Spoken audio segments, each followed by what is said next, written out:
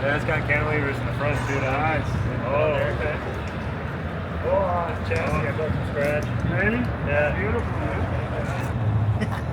That's it.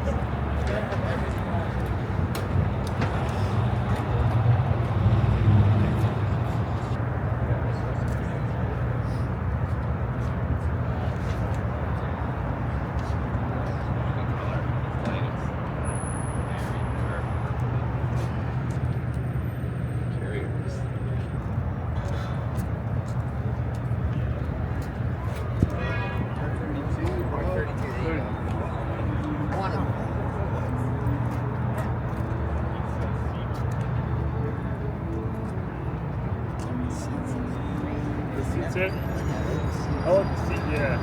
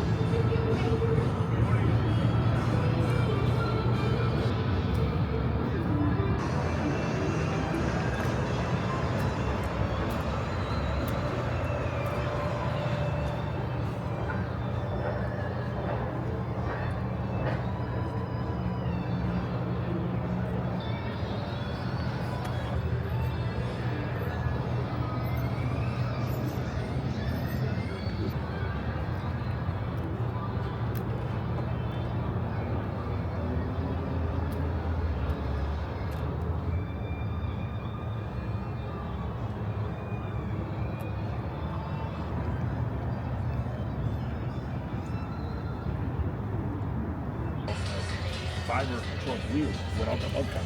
That's what the wheel looks like.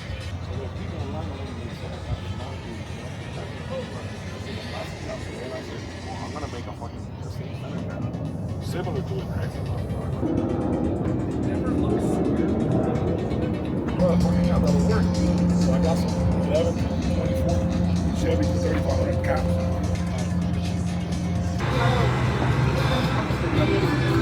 I like it. Let's get the stanchions. Yeah, so let's make sure they're the same. How far? I would say like bottom, make sure you activate.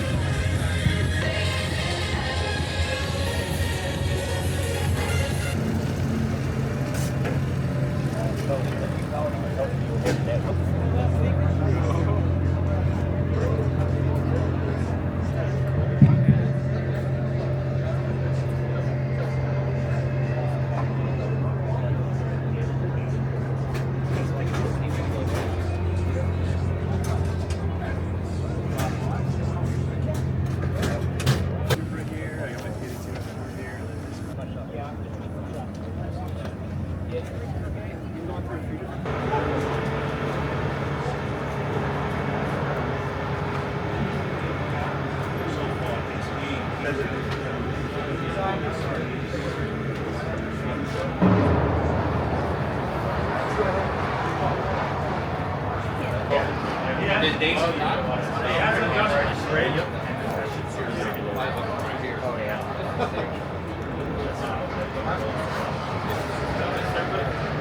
you just start going with me. I'll answer your questions. You're going to have a little fast meeting, but I can answer your questions.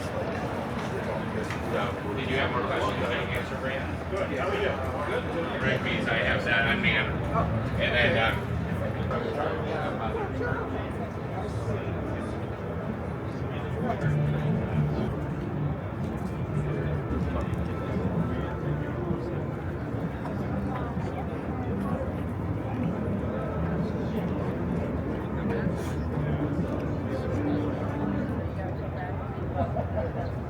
Yeah, we got so many ramblers. I know, there's a trailer down, coming from Colorado, and luckily it was freezing there.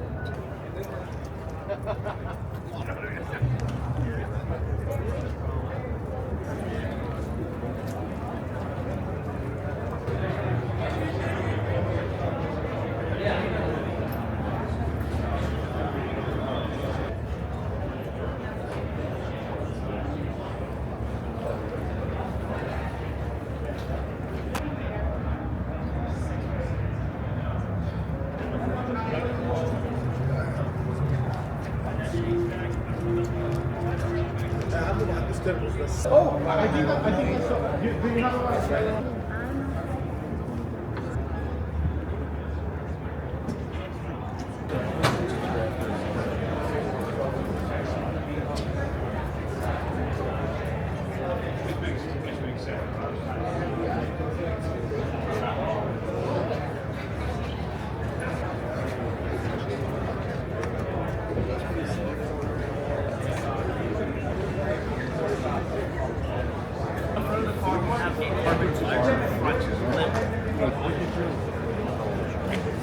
Yeah, sure.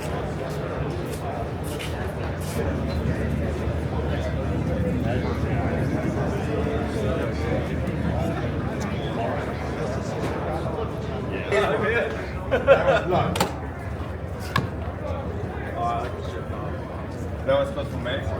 Was it? Yeah. I'm actually afraid of spiders.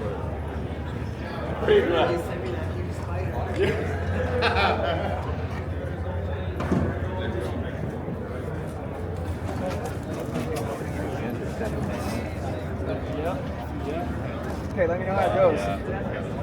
Okay, all right, see ya.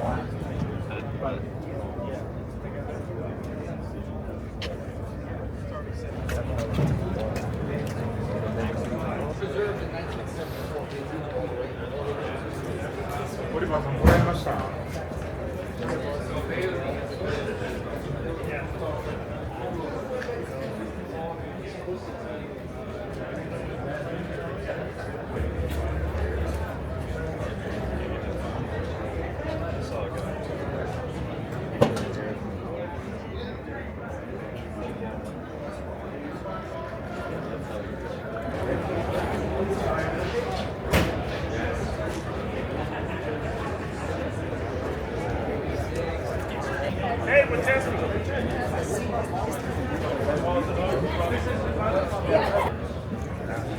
I think it might be aftermarket. Oh, the seals. I think the seals. That's crazy.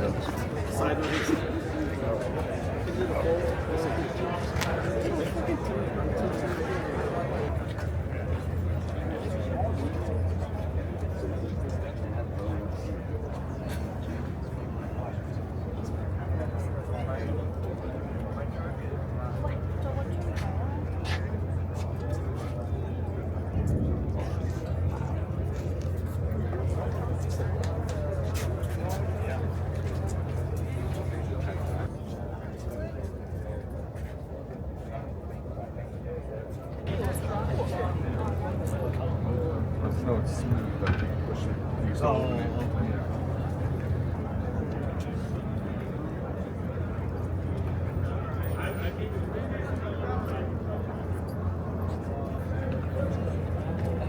Can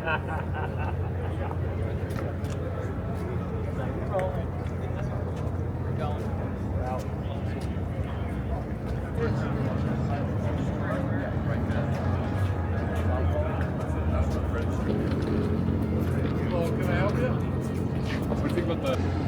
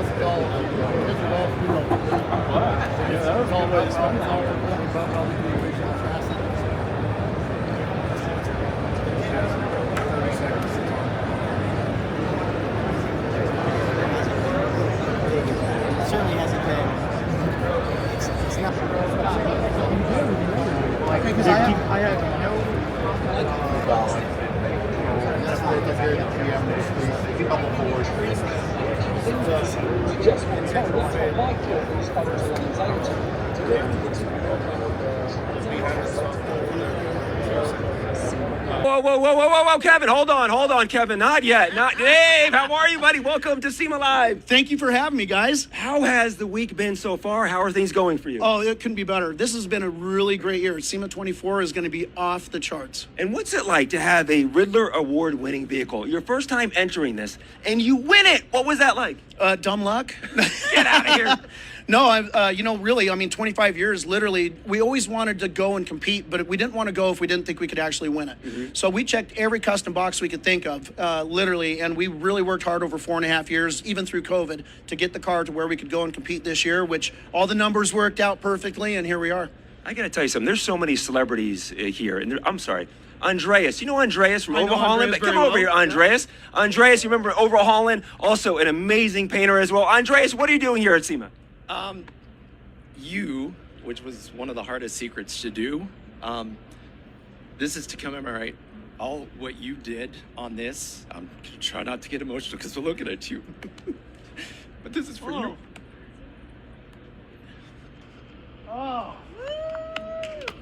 Woo! I love you, buddy. This is my best way to evoke using AkzoNobel's stuff. And I actually used 6 of their paints on there, which I gotta say, you said it flows nicely. Doing it on a canvas is a blast, dude. So I can't wait to try it myself. Yeah.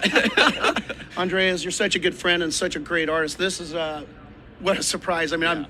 I'm trying to compose myself. Thank you very much. That is unbelievable. One of my very favorite pieces of art is the one that you did for me that sits behind my desk over the art table.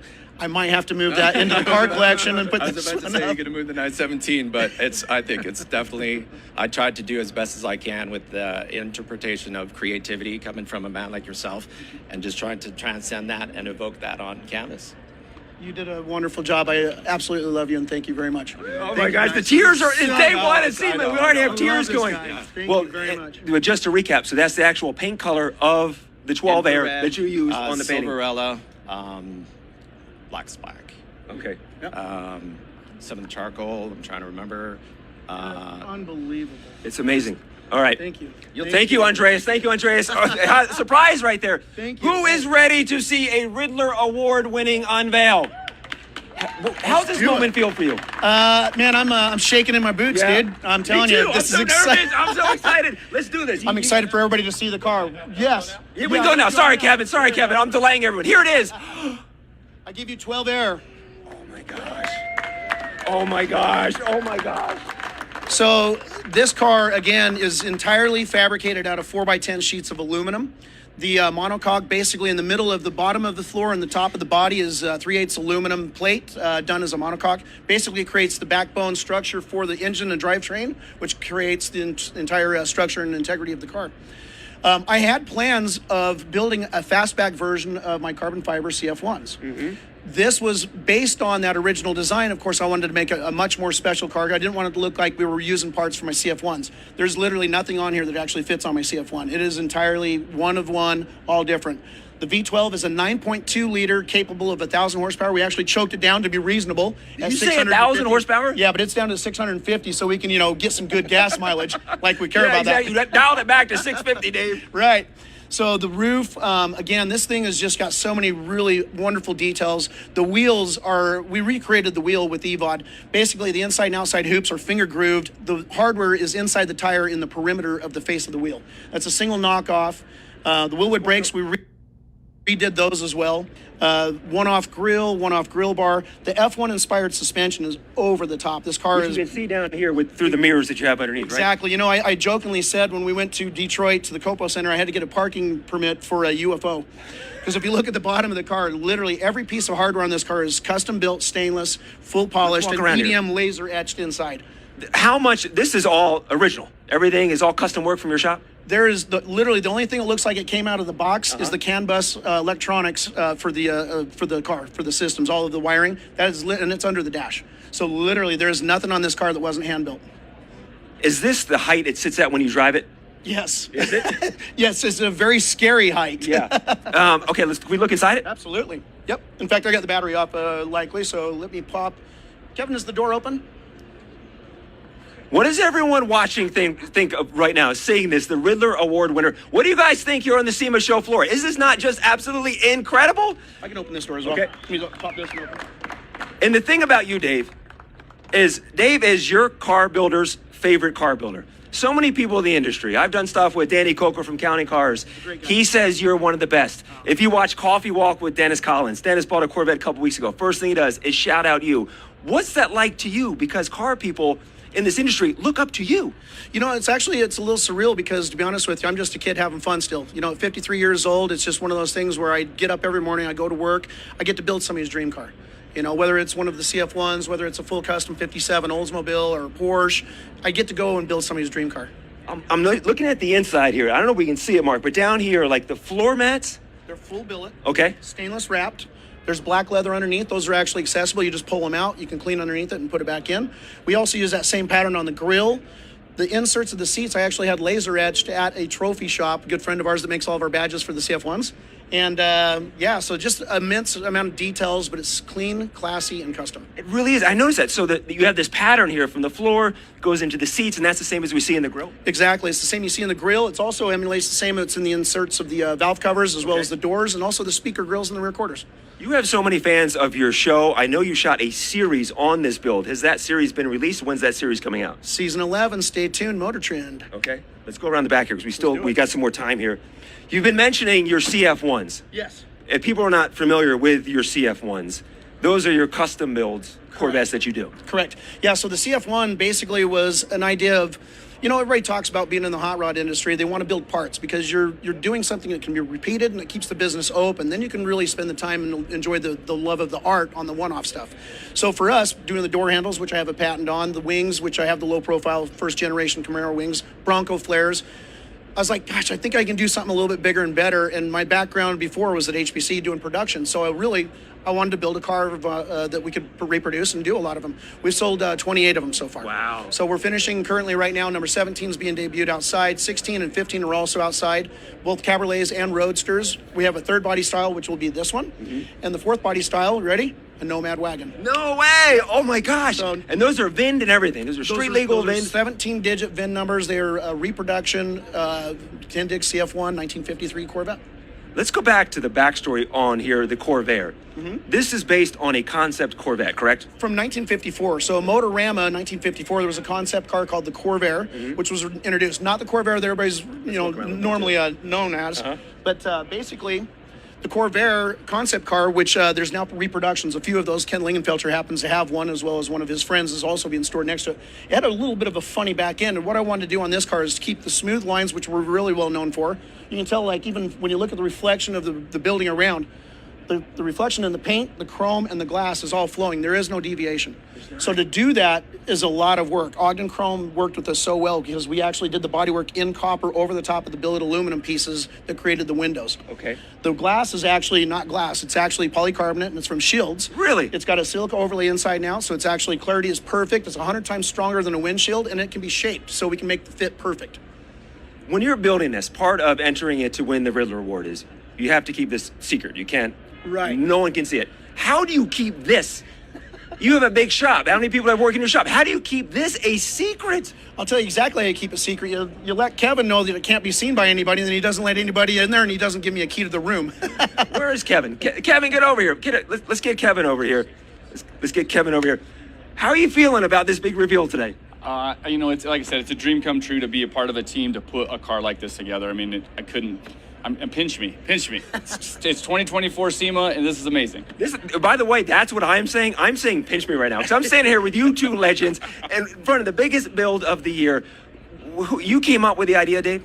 Yeah, so basically I was just asked to build a car that could compete and win. Yeah. And I had some ideas. Of course I had ideas, so I put the design together. It was funny. When I showed the original designs in Pittsburgh to Dave Maxwell, he says, do you really think a fiberglass car can win the Riddler? I said, well, I'm not going to build it out of fiberglass. We're going to build the entire car out of aluminum. He goes, oh. So as we progressed, we were actually looking at chassis design and everything else, and I was like, I'm leaving a lot of the stuff up to my guys because I love the creativity I get from my other guys, especially Will. Will's our engineer. Where there's a will, there's a way. Will Lockwood, he says, hey, Dave, why don't we not do a chassis? Because I'm sitting there drawing, and I'm like going, I want a nice flow. I want to do this, that, and the other. He says, why don't we just do it as a unibody? What you're looking at here, literally, there is 4 pieces is all painted red. 2 doors, the hood, and the body. There is no separations. If you look at the bottom of the car, design lines looking straight down the back of the car, the same shape of the hood matches the back window. the license plate shadow box, and the exhaust. It's all flowing. You got to really get a lot of details. I want my cars to always be something that people walk back out of a show 3 or 4 times and find 2 or 3 or 10 more things they didn't notice before.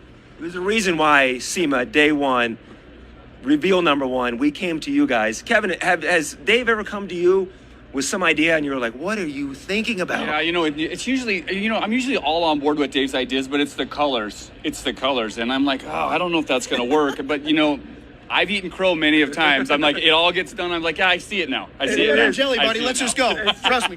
Peanut butter and jelly. Listen, you guys have a big week and you have a lot of fans here that want to meet you guys. Thank you so much for letting us be a part of this reveal. We have many viewers watching right now online witnessing automotive histories, what this is. We love you guys and thank you so much for sharing your build. Absolutely a pleasure. Thank you. Thank you, man. Thank you so much. Pleasure. I want to get some pictures. So thank you guys. Appreciate it. Thank you guys. Chris, it is best concept car ever built. The crowd has spoken. Chris, I'm going to send it back up to you in the studio. I'm going to hang out with these guys down here.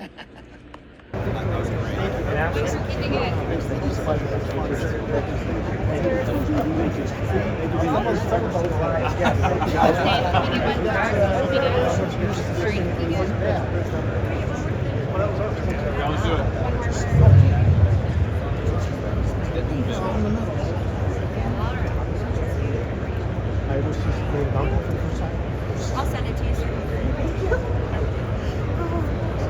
Guys, we're gonna be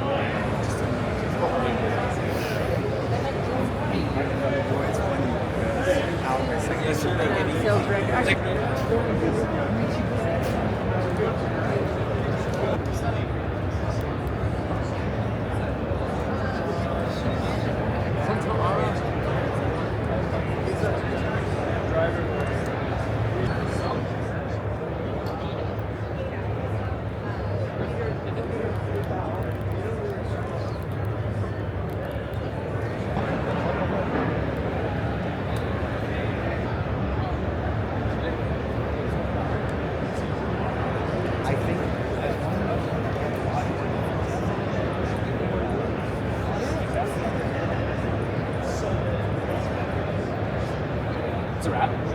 Okay, so you can kind of tell there.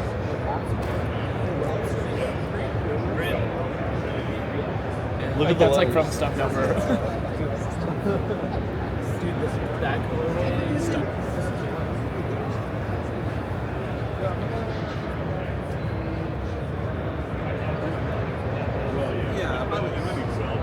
Yeah, but those are just templates that you can buy on the market. like it.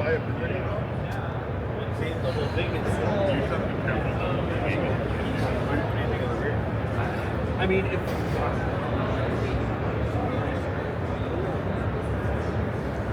no, those are the fast race foot. Look at the race foot. Yeah, this is sick.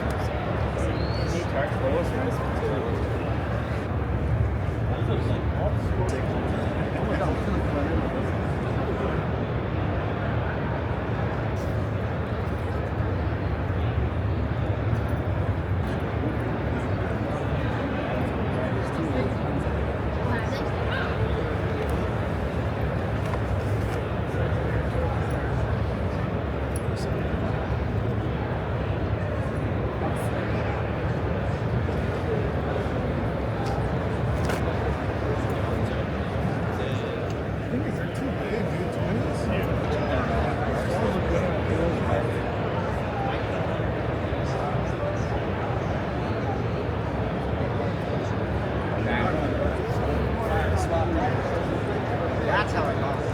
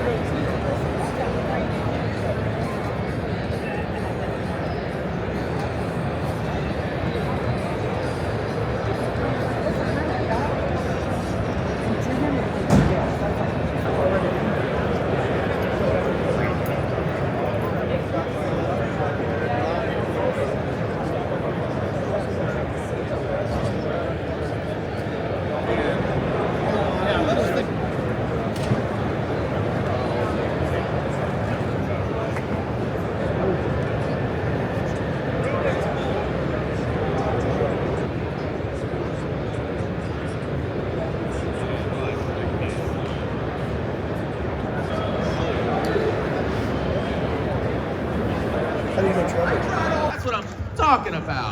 It's a family show, okay? Actually, you know what? It's not a family show. All joking aside, round of applause for Jim and Mike right here. Come on. The Ringbrothers. Mike, I'm going to go to you. You got the mic in your hand because it's you, the Ringbrothers, but you have some other brethren that really help your company progress. You guys always innovate. You know, taking something as iconic as this vehicle, we'll get to it in a moment, but talk a little bit about this build and who else was part of it. We're lucky enough to be called the Ringbrothers, but it's definitely not Jim and I. We've got a great team from Ryan and Hunter and everybody back at the shop. It would take too long to name them all. We've got about close to 30 people now, and they're all great people. And Steve Pearson, I don't know, he's around here. He did the interior. He does a lot of our interiors in our cars, and we really want to thank him. And of course, we want to thank George for the opportunity to build this thing. So thank you, George. Right there. Who is he? You tell me. He's the owner of the car, baby.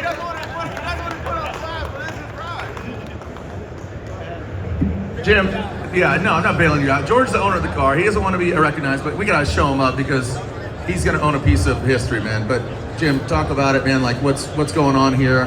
How special is this car in the Ringbrothers lineup? I mean, again, you guys are constantly innovating. You know, we've been blessed to meet some really great people that have passion for the hobby like we do. It's always fun to do something different. This car is definitely different.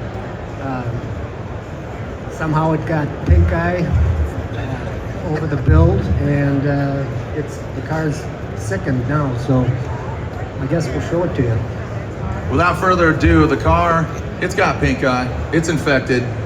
you know what, pink eye, it might be the shit. That's how you get pink eye sometimes, because it might be the shit. And we'll talk more about it. Without further ado, you guys want to do this? You guys want to see this car? Yeah! Are you ready to see a vehicle deemed infected? Yeah. It is a 1970 Barracuda customized by Ringbrothers, 800 plus horsepower. Make some noise for Infected, built by Ringbrothers out of Wisconsin. What a crazy homage. You're looking at this. I mean, it looks like a modern vehicle, but has the old school lines. I mean, you guys really gussied it up. And again, we call it Infected, or you call it Infected, and why is that?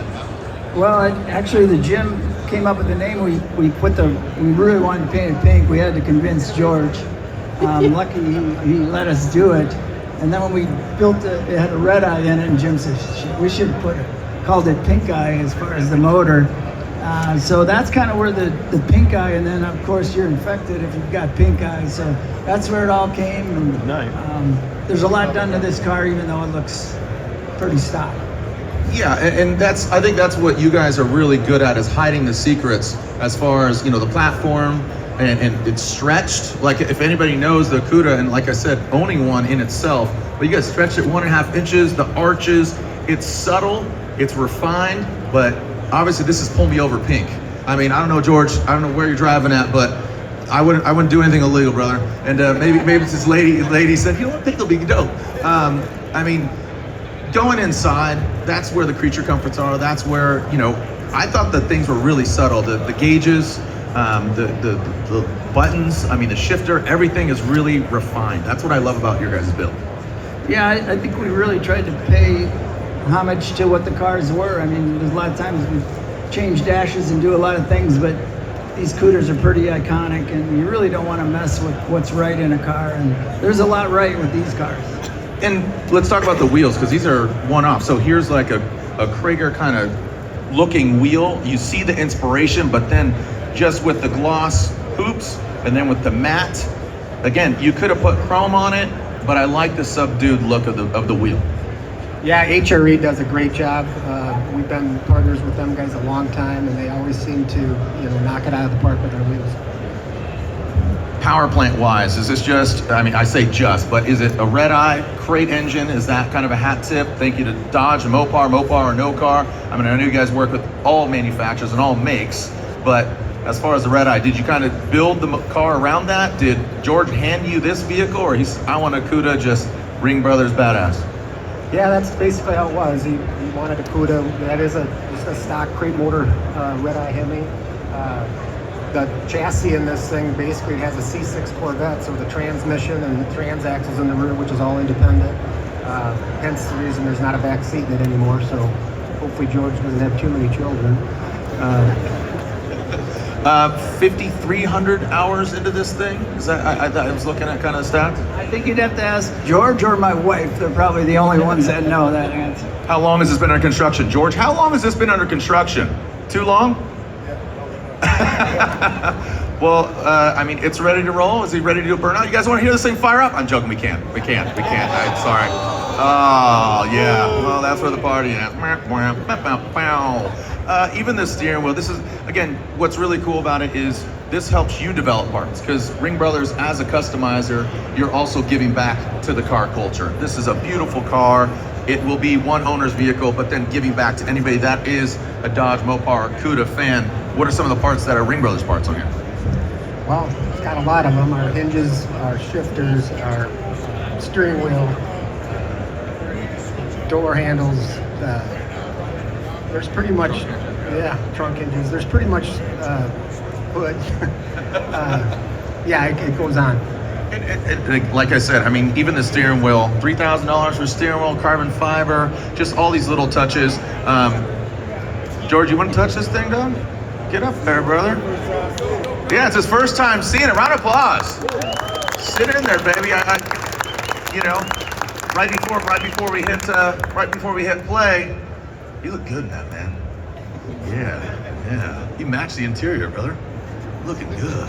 Hey, look at the details on the seats too. I mean, just as far as the knobs go, all the CNC, I mean, walk around. So, I mean, thank you guys so much, Ringbrothers, for what you do for not only your customers, but for the industry. Another round of applause for Ringbrothers Infected Pink Eye, because I would agree, it's the shit, and I told you all would get sick. This is amazing. It's such a great car. Congratulations, Mike, Jim, and of course, George and the team. What a cool car. You guys, yeah, pop the trunk. You can see just the fit and the finish.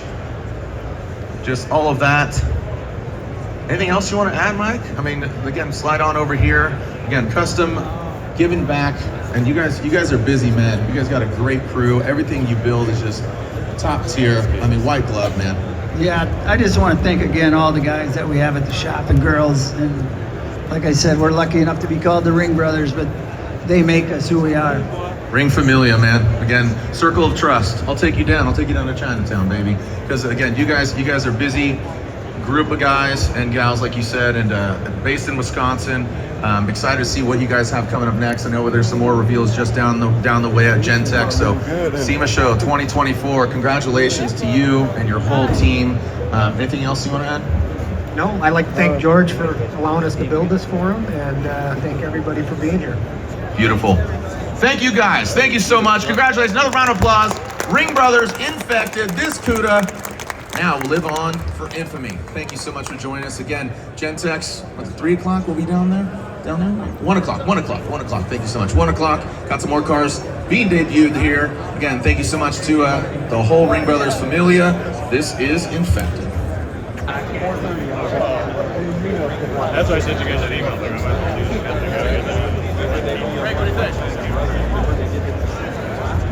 it's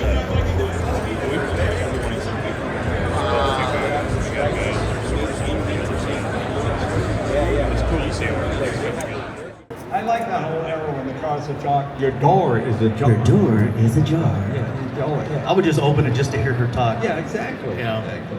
You pay extra. You pay $1 minutes or $12 minutes. That's another whole different.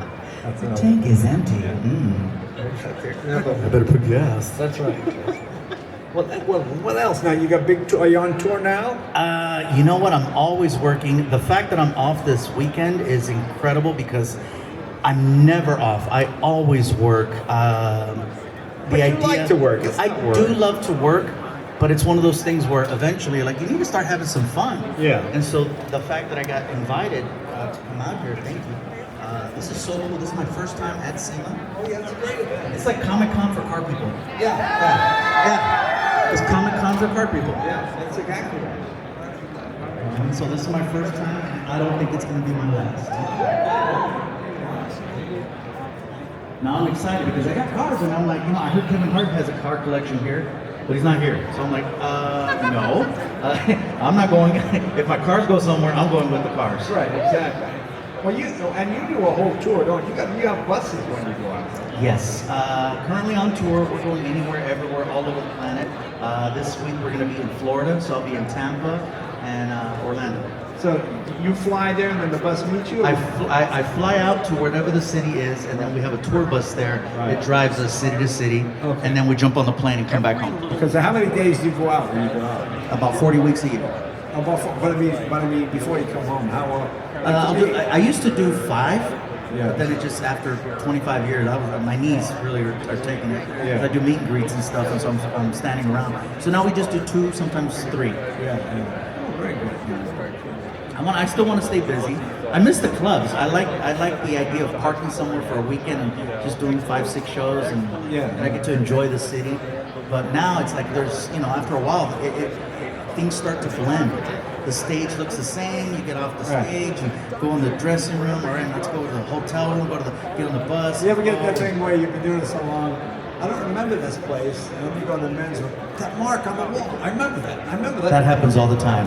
In the restroom. Yeah. I imagine you're And usually it was me that made the mark. Yeah. So,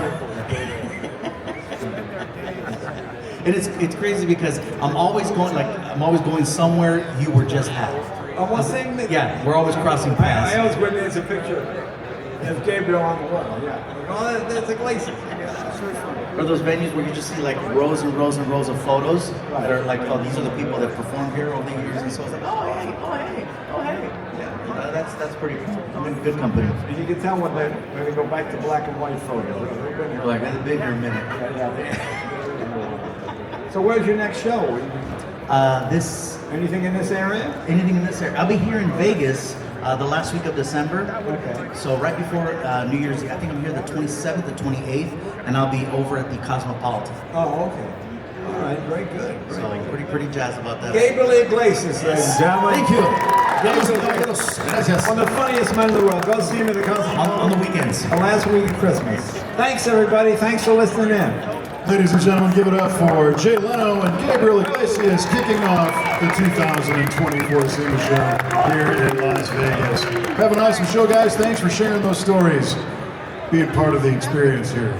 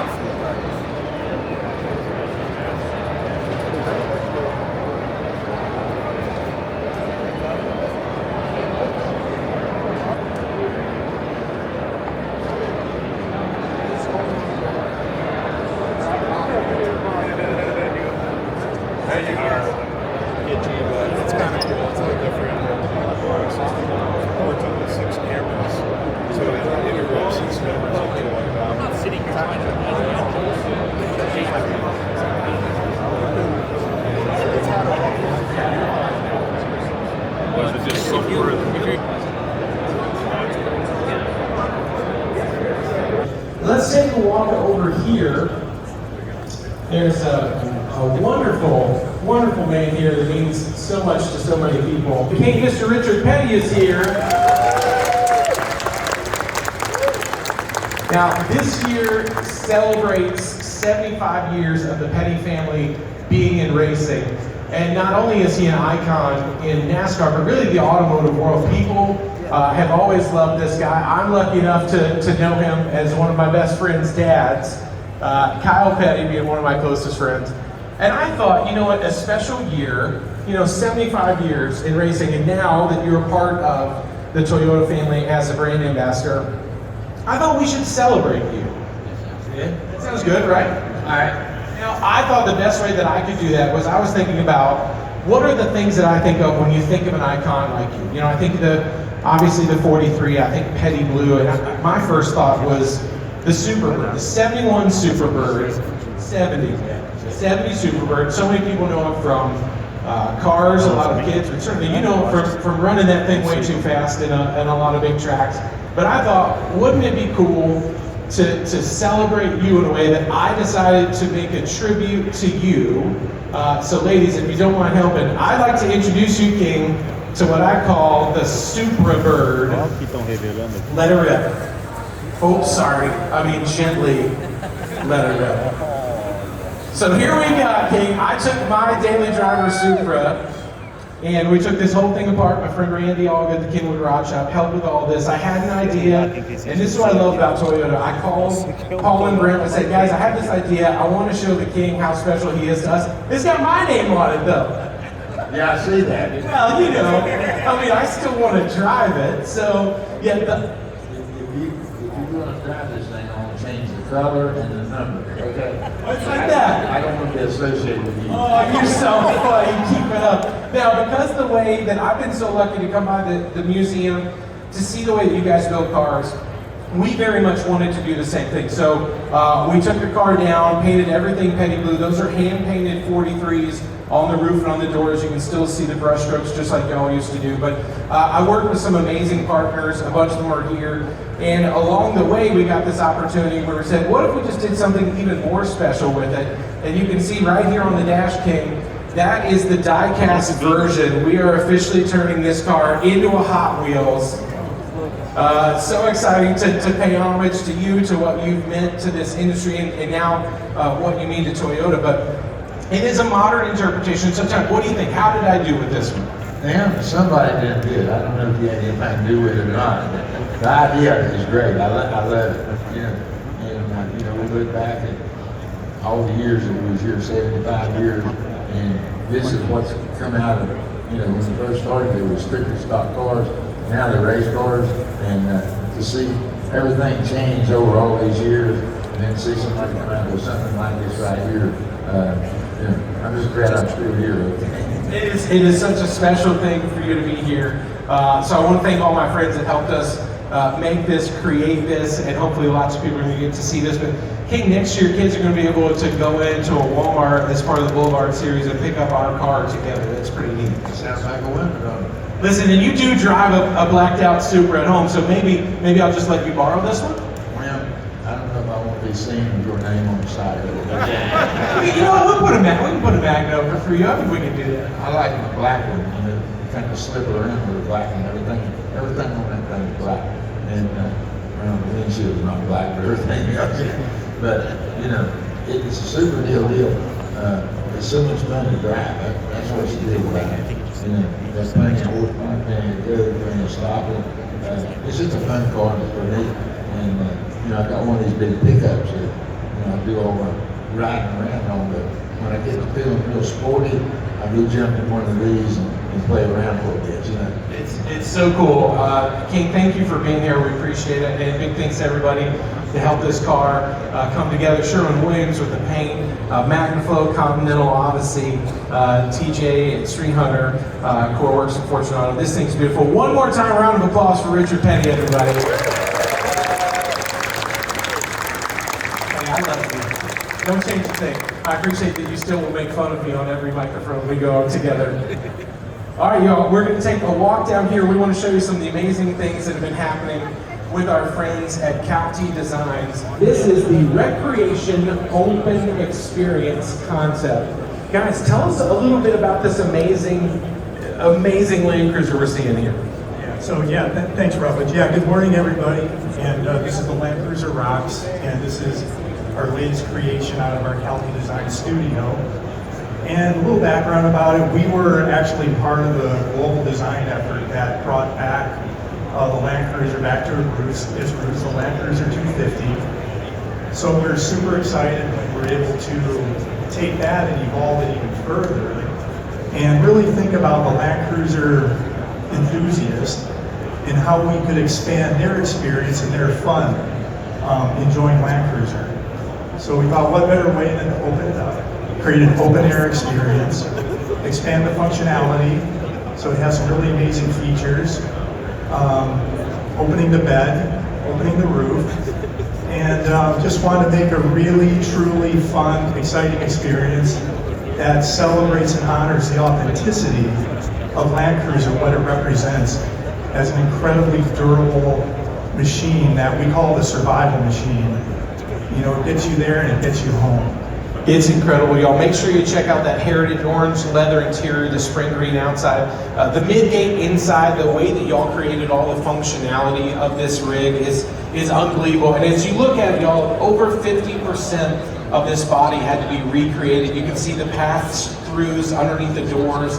Just everything about this is so next level. Even the one-piece wheels, just you guys knocked us out of the park. We'd love to see the hard work and efforts y'all put in. Thank you for bringing this. Let's continue on. Right here, we've got the Motorista, Overland Vision concept. And this thing is so cool, so funky. Motorista is Japan's leading body kit brand. So this is really their futuristic approach and look at what the Land Cruiser really could look like. And I love all of the custom touches that they've done to these. Certainly this one is different from anything else that you'll see here at the show. My friend Jeff built this incredible race truck that you see here behind us that looks like a Land Cruiser. Really, this is everything on this bad boy is custom. This thing is 8 inches wider. That's 4 inches on each side, all hand formed metal. It's got 22 inches of travel, 15 inches up front. There's even an actuator on the light bar that moves the lights from inside exactly where you want to go. So as you're, ripping it up in Baja, you can see everything that you want to see. And make sure you look around this thing. It is custom, start to finish. Such a beautiful build. Jeff, you and your friends did an amazing job on that one. Just can't say enough good things about it. This is somebody's FJ62 from The Office. I'm not sure whose we took, but we cleaned it up. It's still got the Texas toll tag and everything in it. That's what I love. Next up, we're going to show you this insane pink truck here in the middle.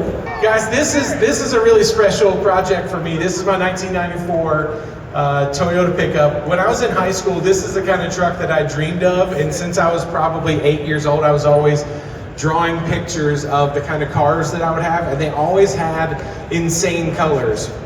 So about 5 years ago, I took this to my friend's shop and we started talking about, okay, let's just do a few things to it. Let's change the suspension, let's lower it. I wanted to make like a modern version of the mini truck that I wish that I had in high school, but what it turned into is this insane labor of love that my friends in Atlanta built for me. And my dear friend Tyler Clayton was really the inspiration behind this truck.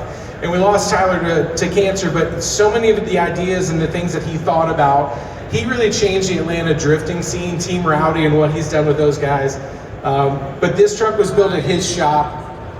Inside out, we back half the truck. It's got independent rear suspension, core works. We got tons of goodies in here, from the hydraulic brake, the NRG seats, everything else. But we put a 1JZ in there. We did custom tubs up front. Sebastian did some amazing graphics in there. But it was my friends at Sherwin-Williams that really put this whole thing together with this custom magenta rainbow sparkle paint.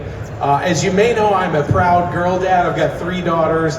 So I always want to make stuff that puts a smile on their face. I did a 4-door purple Tundra a few years ago. This one is, I may have overshot my mark because I'm not sure that any of the girls really want me. My high schooler does not want me to take her to school in this, but I still got a shot with the middle school and the elementary school with her. So the whole idea was trying to make a mini truck that meets my love for drifting and really clean JDM vehicles. So that's where like the 3-piece equipped wheels came in. And again, just all the hard work that my friends put in. I'm so lucky to get to have a car like this, but also to get showed off here thanks to my friend Steve. It's really incredible. We're going to show you this beautiful Toyota RAV-X concept with my buddy Jacob Wilson. Jacob, tell us about this. You are a part of the service, parts, and accessories department, and you guys made something really special here. Hey, thanks, Rutledge. Yeah, it's hard to compare to a sparkling pink vehicle, but maybe this vehicle here, you can take your daughters to school and they won't be embarrassed. I agree. All right, yeah, so super excited. So my day-to-day job, typically as a design engineer, is, we're developing and doing performance suspension for TRD Pro and Trail Hunter. But you thought, hey, let's try to get a little break and let's try something different besides trucks and SUVs, and let's try the crossover. So if you look at the RAV4, a couple of years ago, you see that green one next to it here. Oh, sure. Yeah, so a couple of years ago, my team developed the TRD off-road suspension on that. We did a lot of different off-road type of drives. We saw the potential in the RAV4.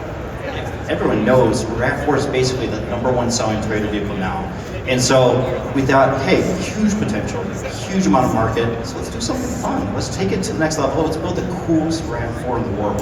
I think we did that. I think you did. I mean, when you look at this, obviously the lift, but you've got a wider track on this thing. You guys really made this special. And it still has how much? 302 combined horsepower? 2 horsepower. So built off the RAV4 Prime, so it's a plug-in hybrid. So it's extremely, this thing rips. It rips off-road, it rips on-road. I think the real question is, can I have one like this to drive at home? Are we going to make this happen?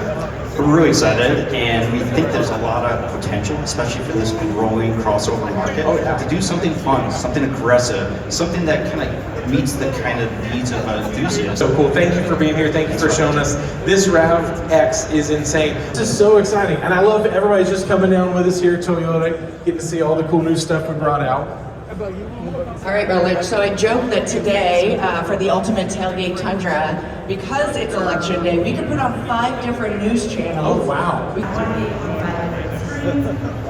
you put it down, it just looks like a all over Tundra. It's very cool. And of course, on the next generation Tundra, which launched So there's so much neat stuff. Make sure you guys get up close, check out all this stuff. I feel like, should we let Chris talk about this super awesome moment? I'll hand it over. Okay, I think I'm pretty excited. I think these guys know that I'm really excited about this truck. So if you guys want to come over this way, we're going to go with what I call personally my favorite truck. Chris, what's the number on the side there?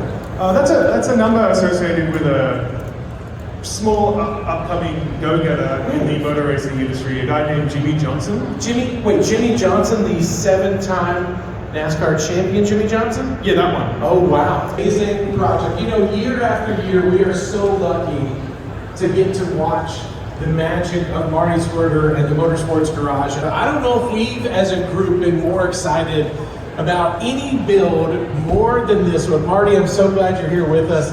This is the TRD Surf behind us, this incredible concept. Will you please tell everybody how this insanity happened? Well, it's been a really fun thing for me. And obviously you and I talked about it a little bit when it first came along. And being that it's a 2025 and not even available for sale yet, it created a lot of, you screw something up on this, and you don't get to go, oh, call the dealer and bring us Right. I mean, this was one of 3 that's in the US and ready to roll. Correct. Wow. So we started with a surf concept because back in the early 80s, mid 80s, these things were rolling all over Southern California, and it was kind of the vehicle to have. And the one thing that we haven't seen for a long time is a removable top. And so as we approached that, we also said, what was the biggest pain in the neck of the old one? And it was 32 bolts to hold that thing on, and then you had to have 4 friends to help you.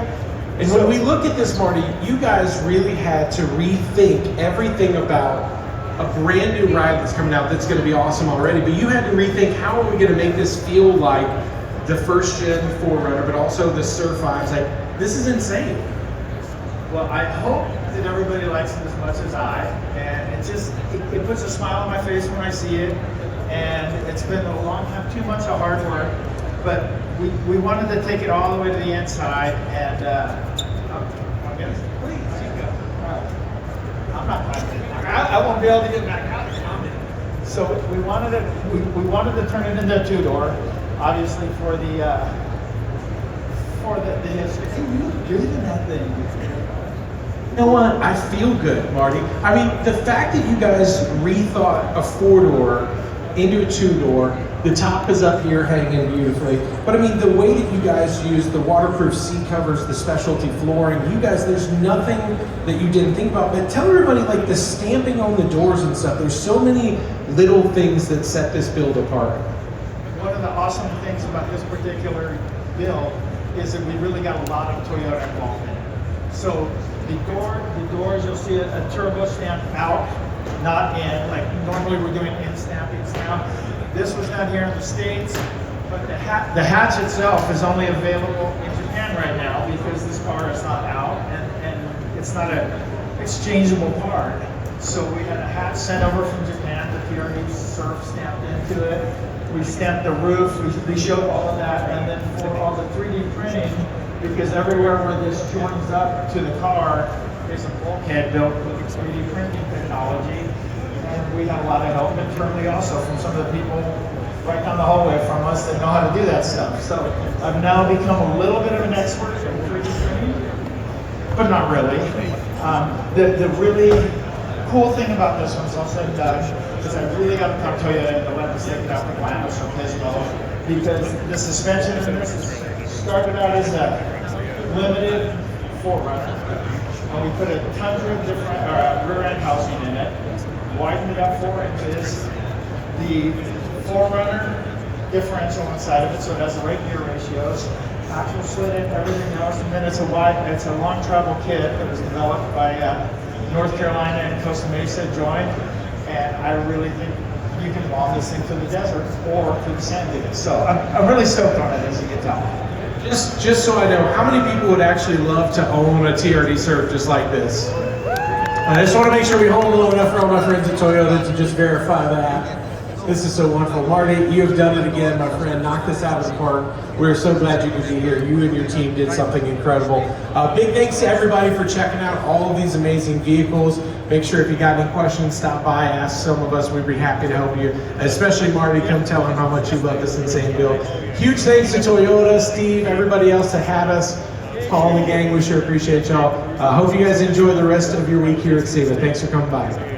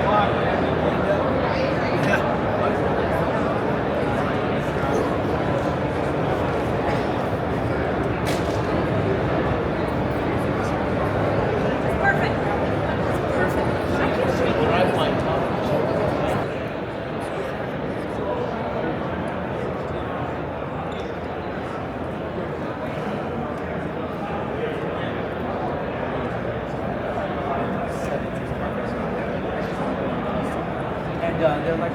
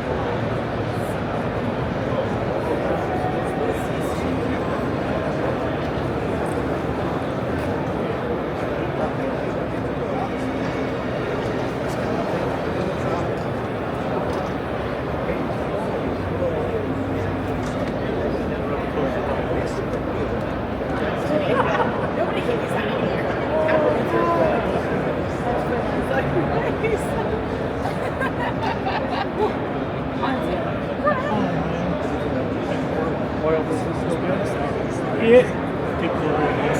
I'm just glad you have more classes. This here is the main wall back there. Yeah, so you have only one. But we do have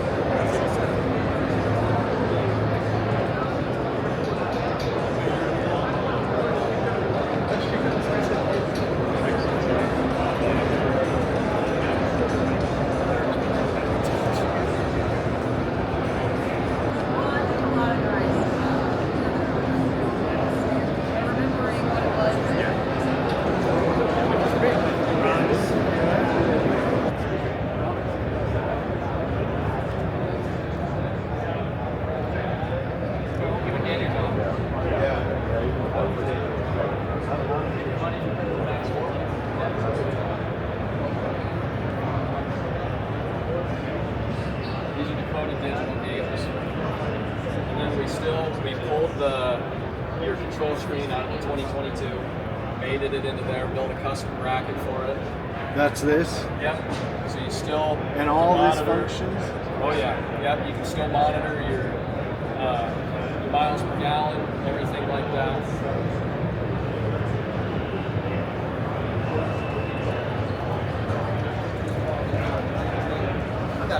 This place is huge.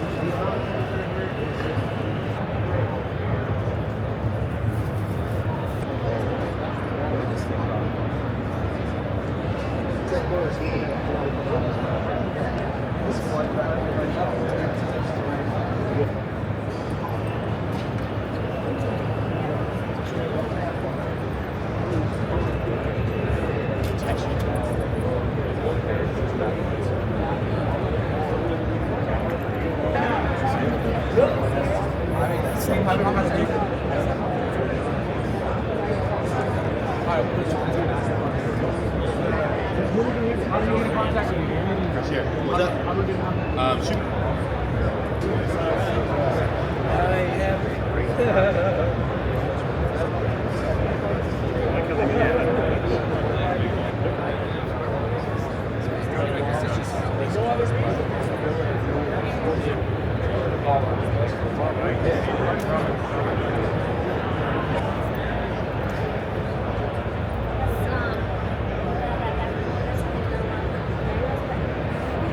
So it doesn't section it now towards the bottom instead of.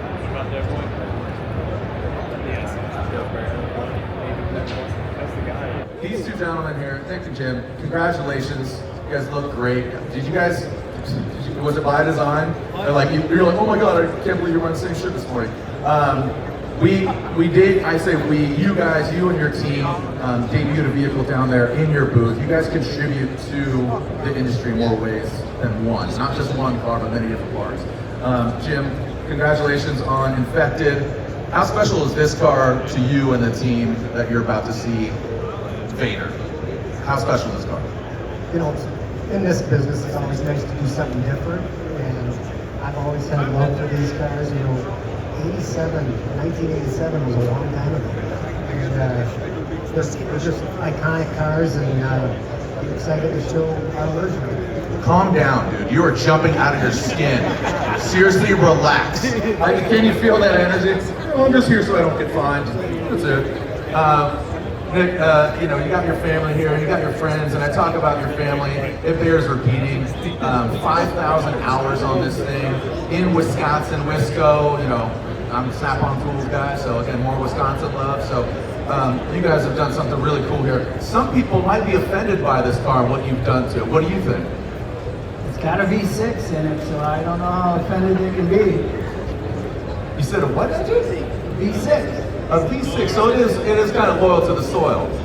Did anybody know? Anybody seen teasers of this car? Show of hands, anybody? Yeah, well, you work for SEMA, I would freaking hope so. You guys and your team, dude, knock down another button, brother. Let the dog eat, man. Let the dog eat.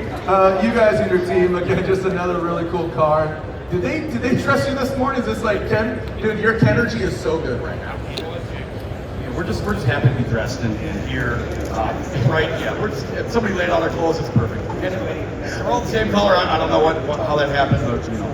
So Ringbrothers works exclusively naked, so they don't scratch paint. Right, that's it. You know, we don't want to mess anything up.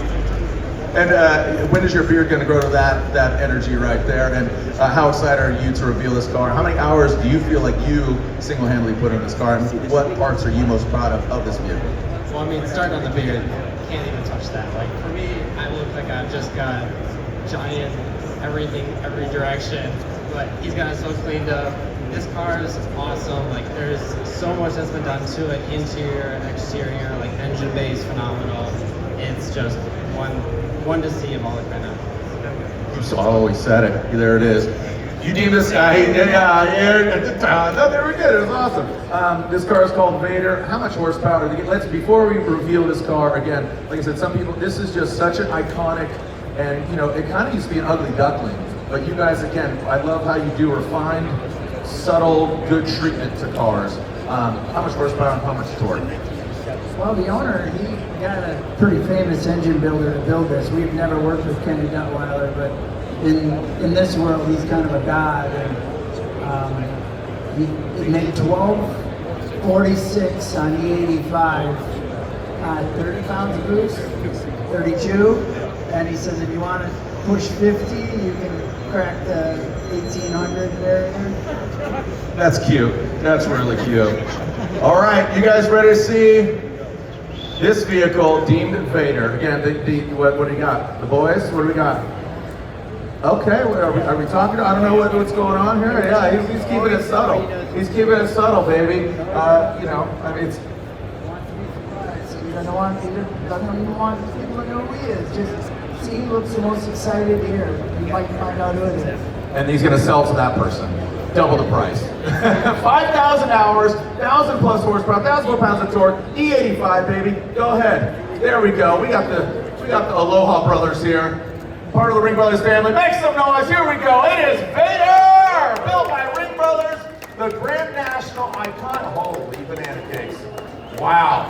You got dessert before you got dinner. This thing is so sweet. Holy cow. All right. Jim, look at, again, HRE, such a great partner of yours. BASF, I assume that you guys have been working with BASF for a long time, you know, infected. We're about to see another vehicle of yours. Again, it's a label sandwich, Ringbrothers bread. Speaking of bread, this thing looks beautiful. I'm sure it costs some bread. Vader, the inspiration. What are you most excited about taking this G-body? Like I said, some people think this car is an ugly duckling, but it is a swan, baby. Yeah, there wasn't a lot of these cars built, so it's, you know, it's hard to believe. Find one and change it. But these are iconic cars, and I think it's really cool that it's stuck with a V6. And you know, basically the whole package is everything's been really touched on the car, but it still lends itself to a 87 Buick Grand National. And I apologize, Invader, not Vader. I was just, you know, took off my helmet there and revealed I am the father. This is my car. As we are live on SEMA, you know, taking a look at this car, all the details, you can see the carbon fiber wings, subtleties. Interior is always something that the Ringbrothers really bring to life. You can see it's cage, it's committed, the steering wheel, obviously, like they said, the V6, the HRA wheels, the power plant, absolutely clean. You can see gloss paint next to the mat under the hood. You know, it has Motul in it. I love the silhouette of obviously the seats and kind of homage to the old school lines. This is so nice overall. Again, just take a look. I invite you to take some pictures, grab some photos, grab some videos. Let everyone know Ringbrothers is here with Invader. You can see the signature Ringbrothers badge out front. I mean, this is such a beautiful car. Such a cool car. Again, my boy Killer Mike has one of these, and you know, nothing like this, man. This is one of one. So such a cool car. What are you most proud of, man? I mean, just look at this overall Invader. I apologize, Invader, baby. Oh, you know, I think one of the things that we're If it looks like a stock piece, and then a stock piece is plastic, we probably remade it in aluminum. Yeah, I read that in the press release, prepping for this. So these details right here, guys. So again, I shouldn't have touched that. I apologize. Gotta get shocked. But yeah, like you said, all the plastic trim that was original. Look at the details. Even that, making it look like it's a clunky plastic piece, it's still machined. Exactly. Yep, that's all machined. Everything is hand fabricated as far as the bumpers go, front end. We flush mounted that side glass on the corner window. Usually those have big ugly trim around it, and we didn't bring the metal into the glass. We extended the glass out, so we've got actually larger windows that go all the way to where that trim was. And that's just refining that thing. I feel like you have something to say over here. You came up behind us, except me calling it Vader, but it's Invader. But I mean, it's such a cool car. Yeah, no, it's an awesome car. Just like this one, we got two more that we got to do. So before, if everyone wants to kind of like meander their way over. Hey, you're doing my job, bro? We're going over here. We're going over here. We're SEMA Live, and next we're going to go over to Label Motorsports.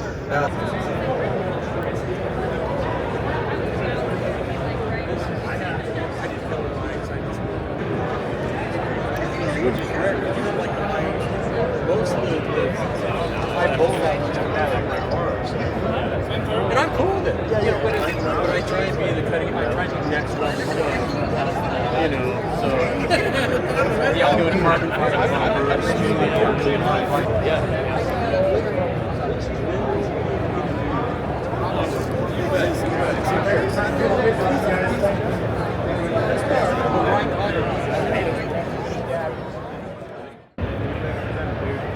This is it right here. What's underneath?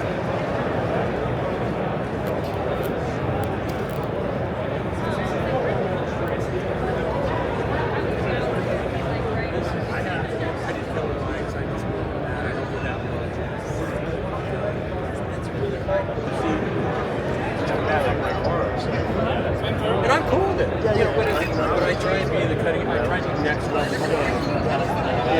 So yeah, I'll do it carbon fiber.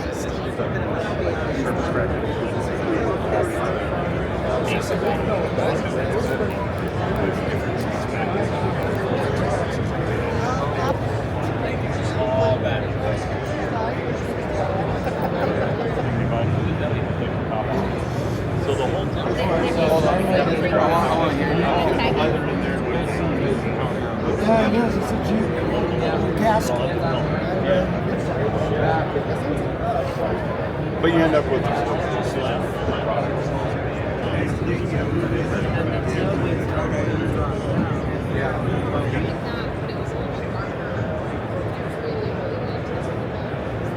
But it was 70, so it looks like this. 72 is a little shorter. Oh yeah.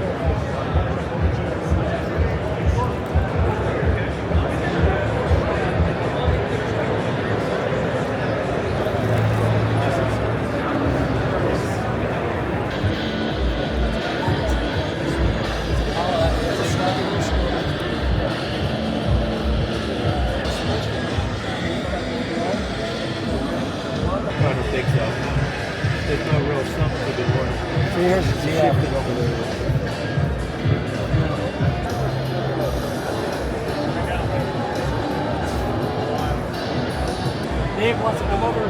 He wants to know if we ever have to pull his. He wants to be there when I pull mine.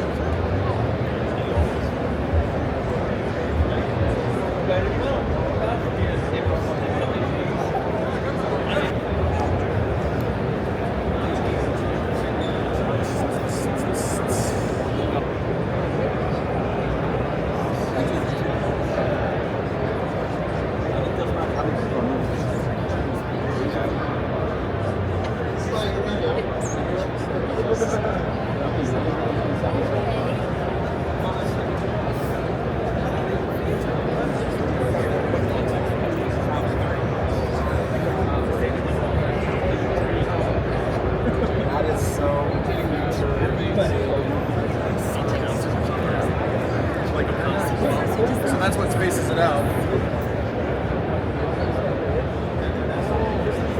Look at the wheel on that name. That's very solid.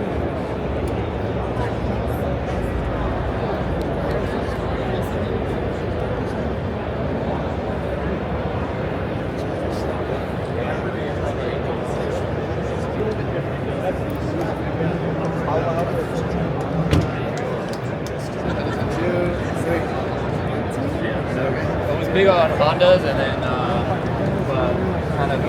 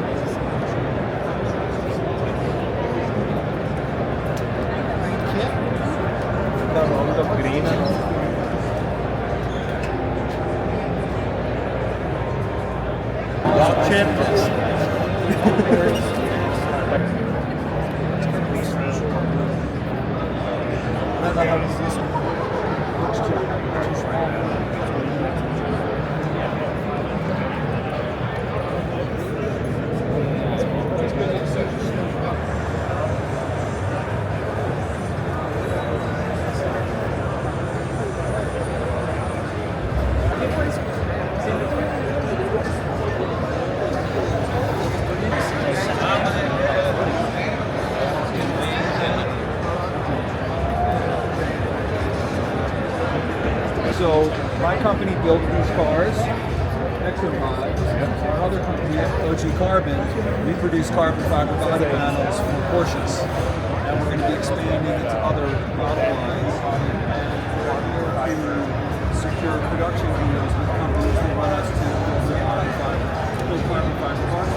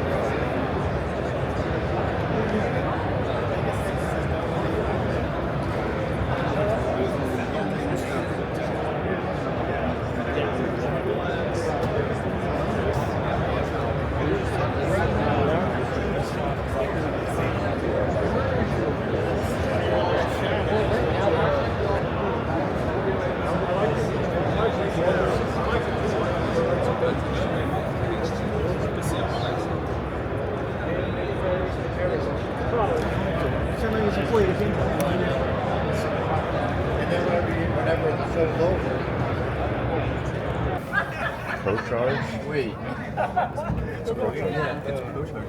That's insane. Powered by the crank. That's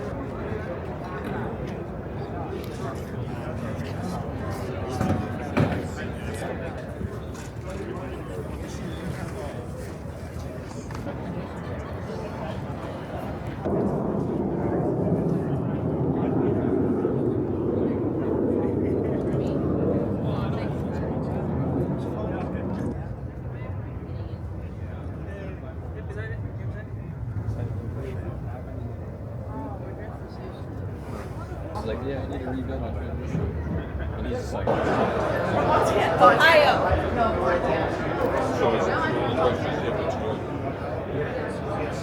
But I'm surprised in front of the wheel, it's still good. You know, the rocker, I'm surprised at how. We have a plan. As a second.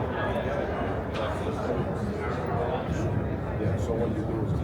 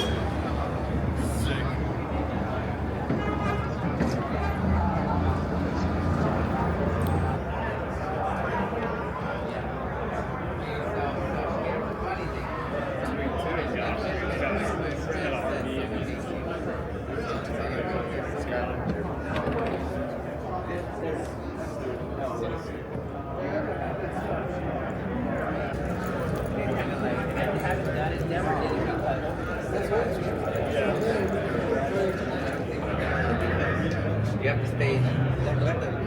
So everything stays from up north. It trickles its way down, and it's never. So I was standing.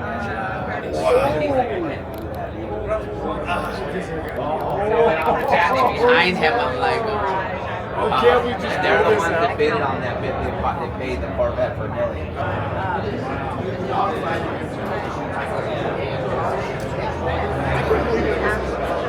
I saw it.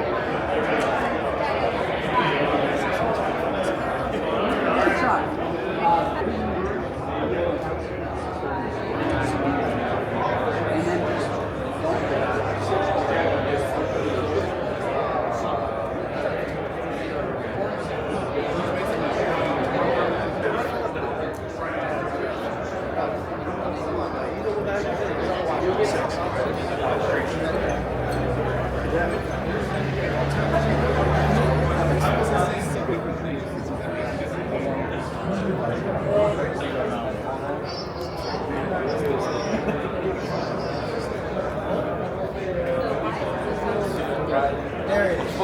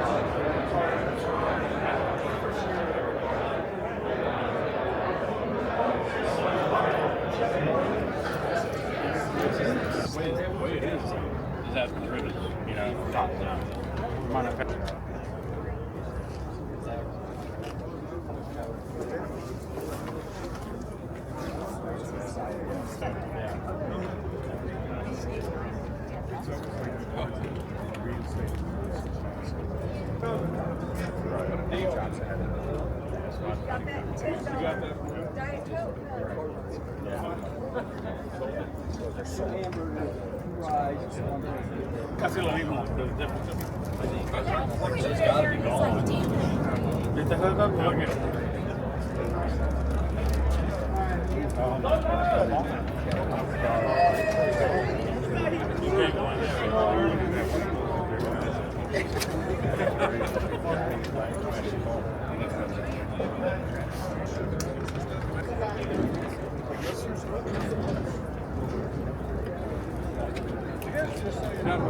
It is the same price across the board. Black Friday sale around.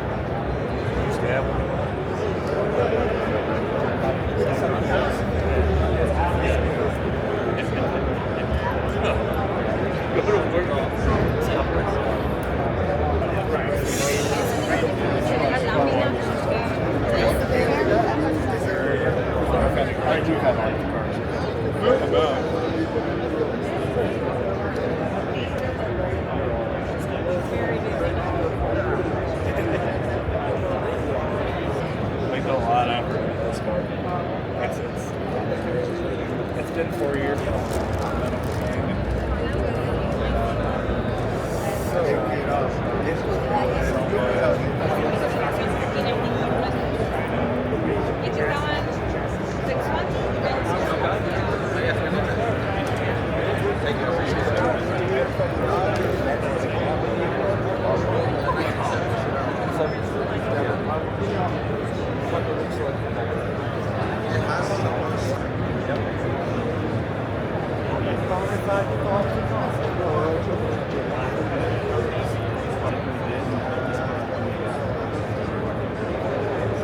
Let's talk about this.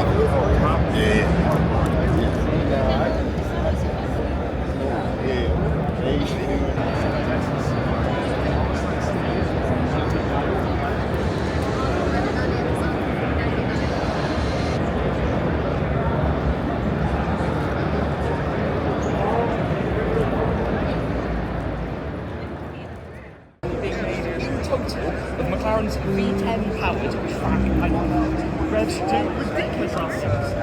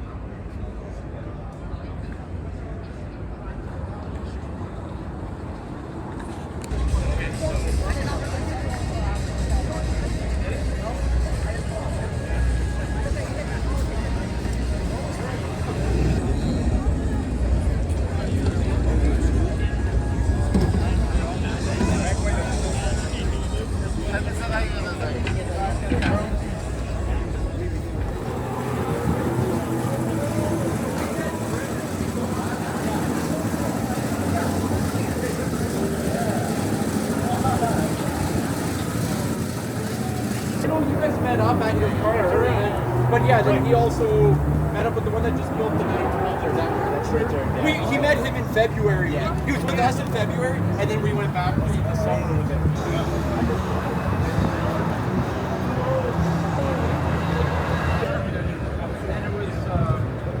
Cigar rear ended.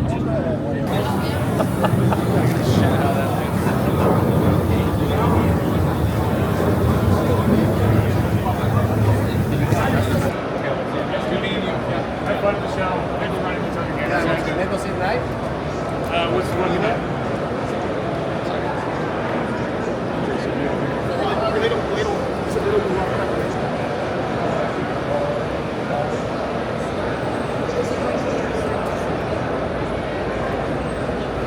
Murcielago had been rolled over, and it was a project, and LX swap Murcielago, and I was going to take this body and put it on a Model 3 performance, all-wheel drive luxury Murcielago. Turns out it didn't fit, so at that point I kept the engine, kept the transmission, and decided to do a fun theme with me for the SEMA show. I mean, fun theme is kind of an understatement. You start looking down, looking around, and what's going on here? Yeah, we custom made the headlights, saved ourselves $23,000 by making our own headlights, little 3D printing, 3D scanning, lots of rivets, real bullet holes, real texture, real rollover damage. We call it crash material. Yeah, one of my comments is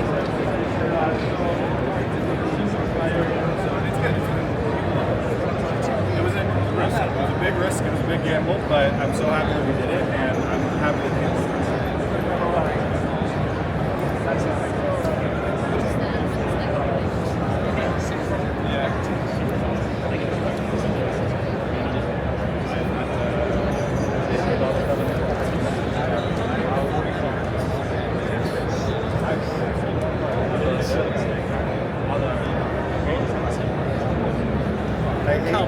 How about you tell the people on the film that I told you it was ships and gave me the money to get a free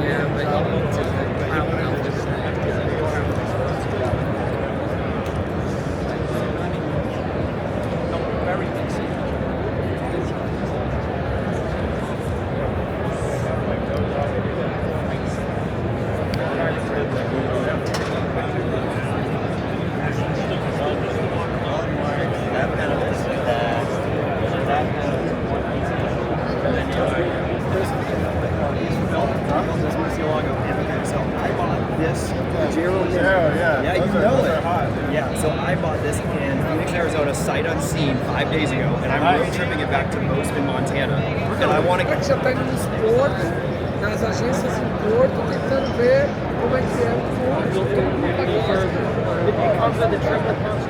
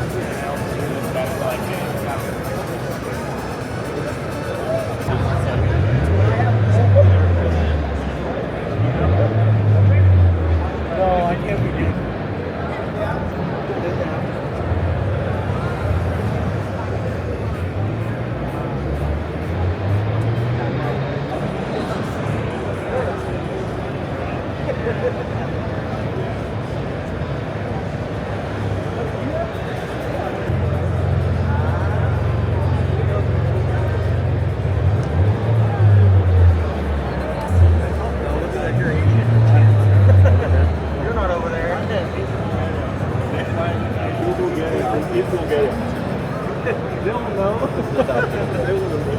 Speak the language then. I don't know. Body work and exterior, and I'll work on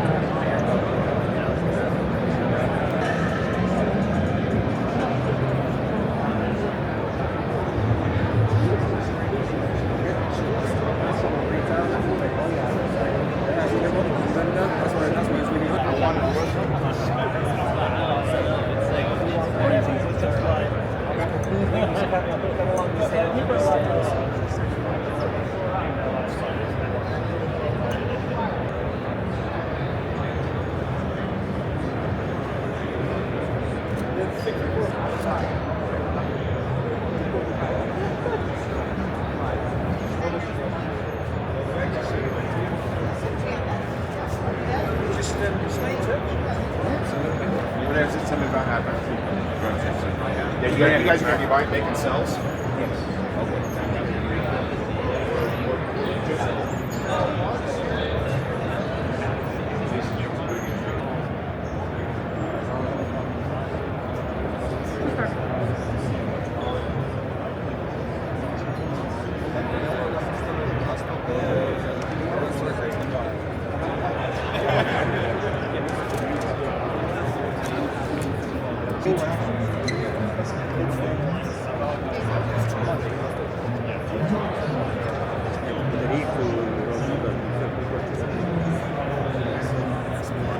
I got my trailer wrapped for are graduating with their associate degrees.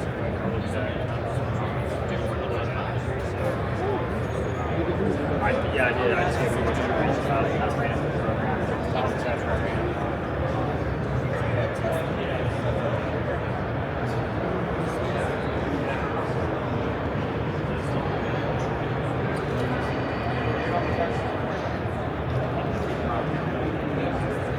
Just say I'm here, I'm going to get here. So designed with the U.S. military to be a semi-autonomous rescue vehicle. So it's a hybrid electric system. It runs 4 motors, one for each wheel, with a turbo diesel in the front to charge the batteries. Yep.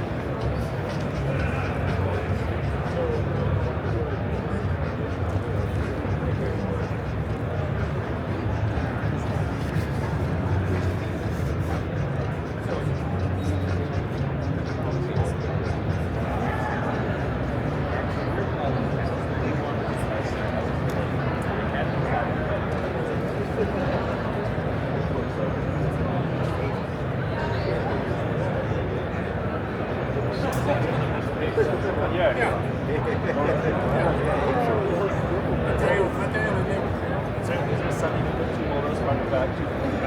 I mean, you can do anything you want. You know, you can put a Tesla motor, you can put a dual motor. I mean, you know.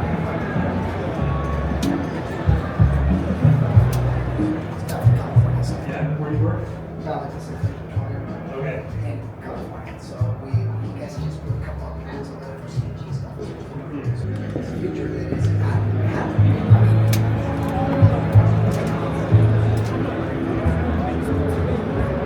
I tell you about that time. Who built this?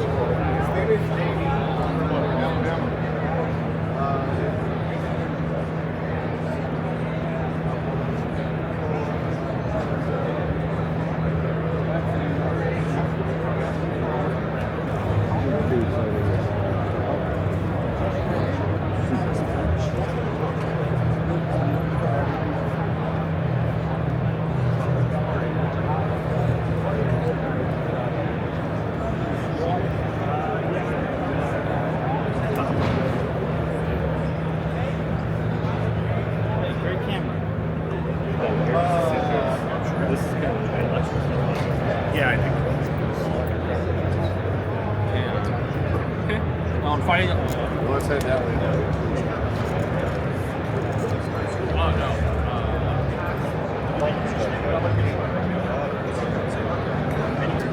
Well, I wanted her to scout it out.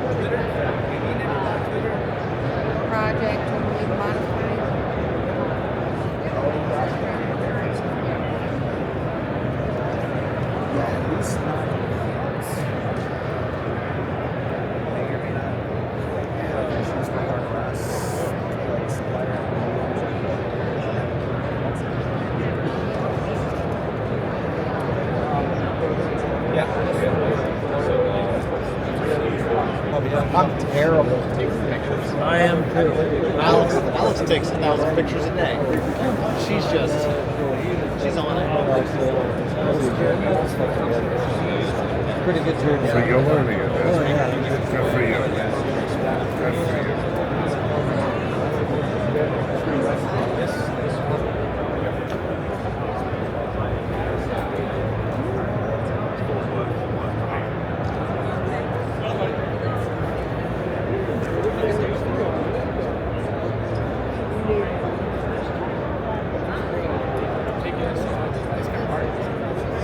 I want it. I'll let you run it on.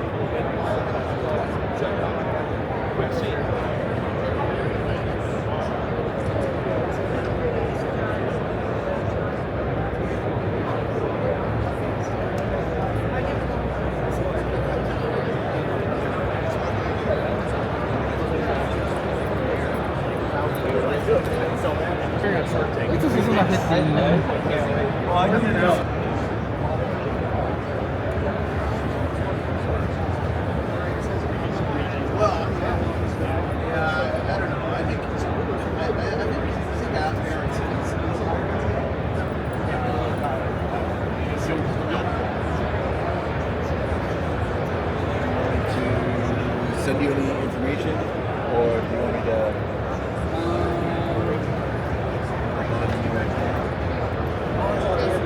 So we have 4 companies.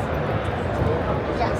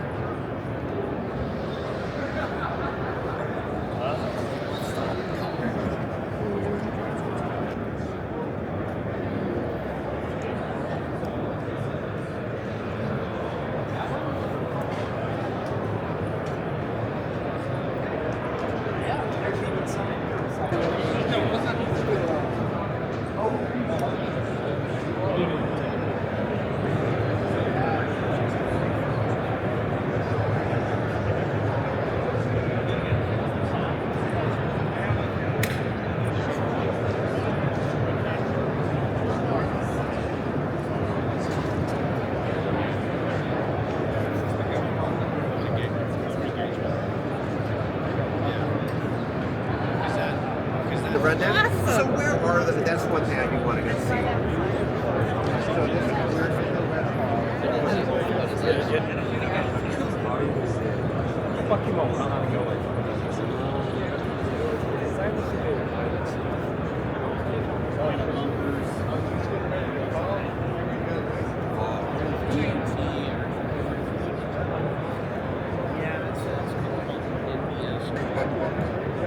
You're the case of law.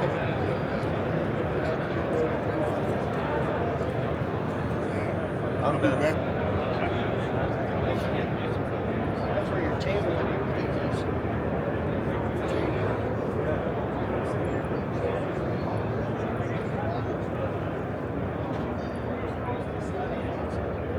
Oh, wow.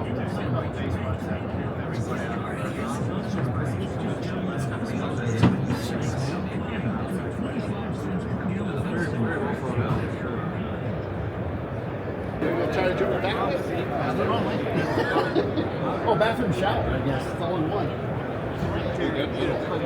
Didn't depend which side you want to go in on. By a allotted amount. It's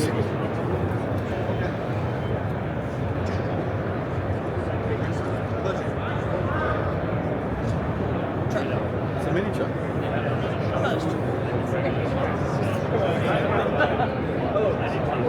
Hydraulic jack. What's that jack? Is it ground? Jack and go.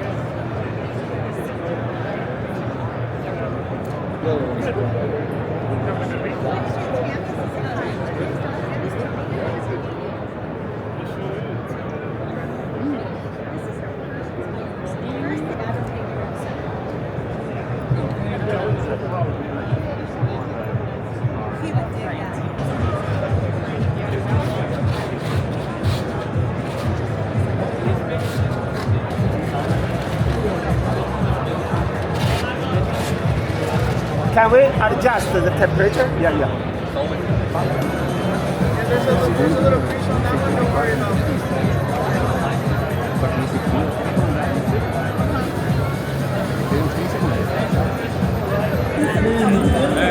A little bit prepared.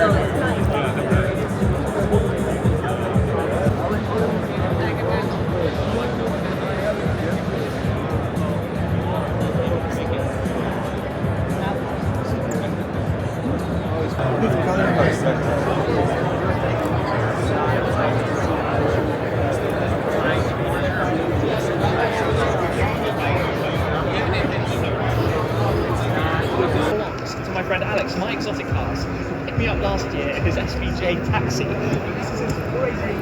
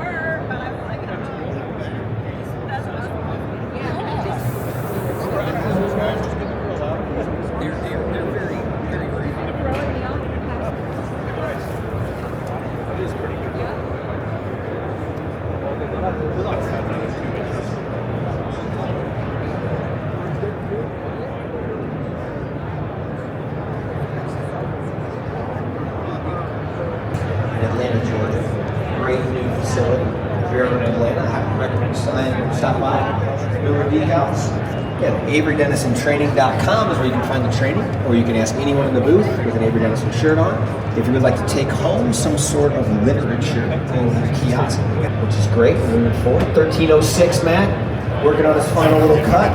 Just flush cut that bolt right there. You don't have to cut around the bolt.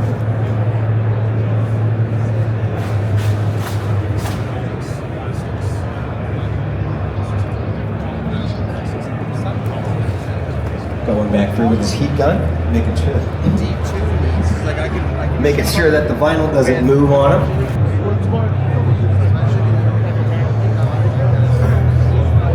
It keeps everything off.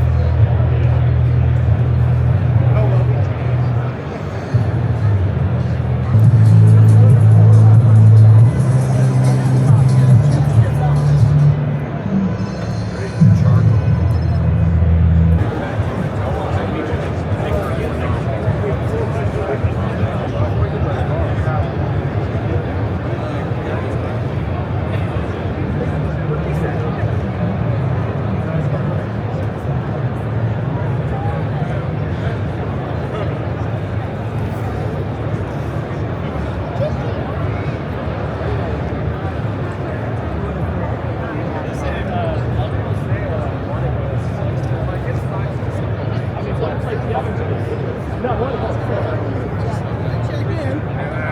wasn't lying. I'm really out of town. Yeah. And then if you can send me your contacts too. Absolutely.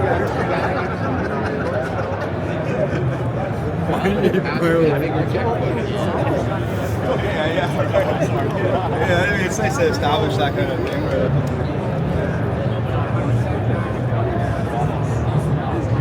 It's close enough so we don't get sick.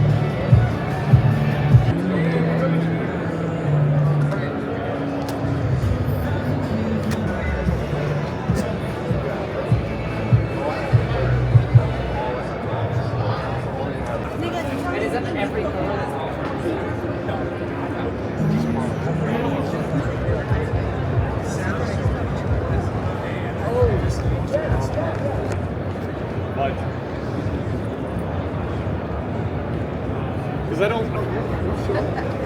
We have to go back. That ice.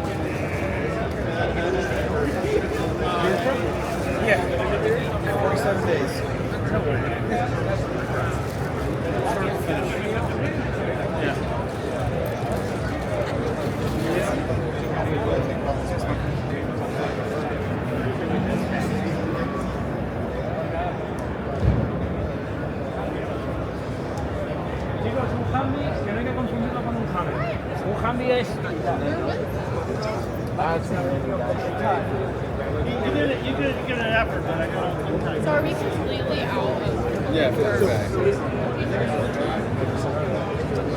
Por si digo un Hammer porque no es un Hammer, no lo confundáis. Un Hammer es un vehículo que es un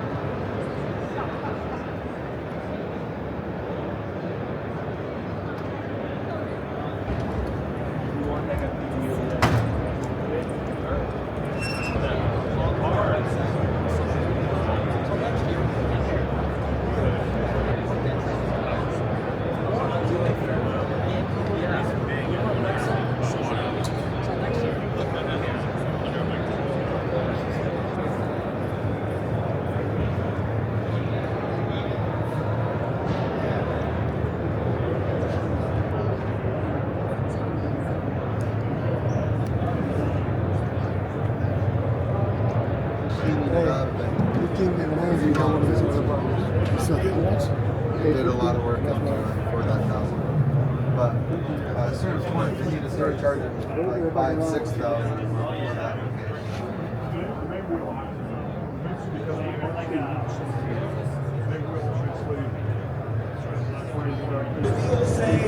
Now we're about to get into the nuts and bolts of this. I'm really excited. We're at Pedal Rock with Chris Mays. Super choice. Not going to heal as fast as you used to.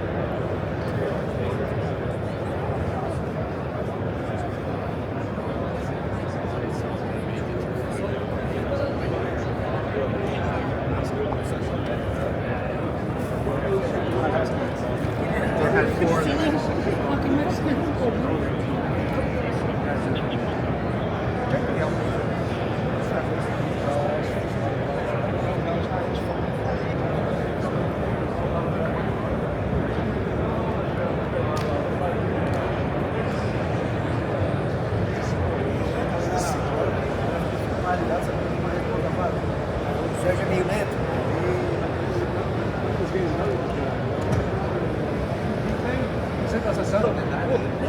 We'll start over. We'll start over.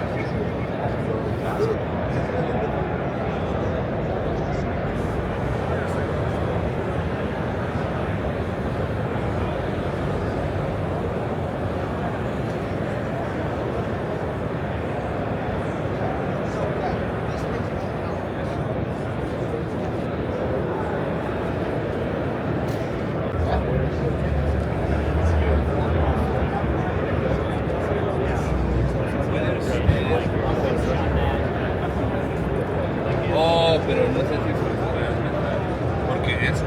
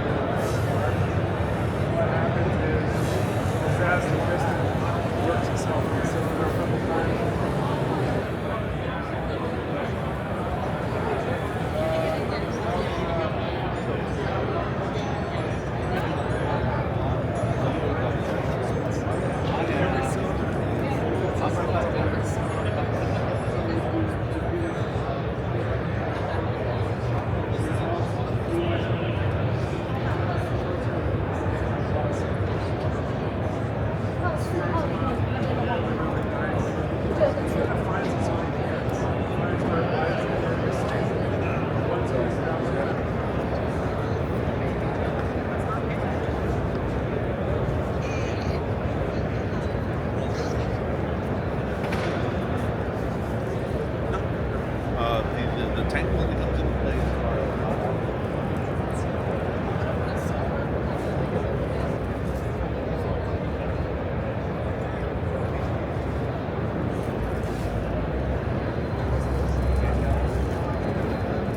You have to do it.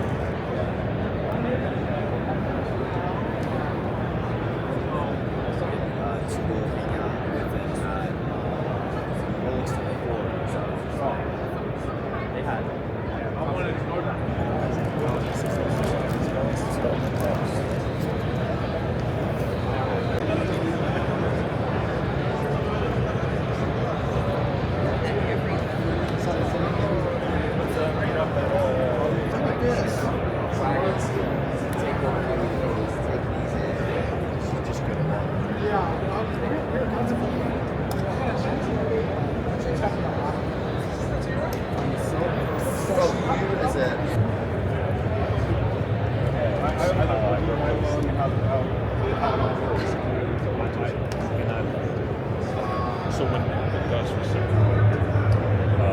Denver, for instance, that would be your account because you're out west. So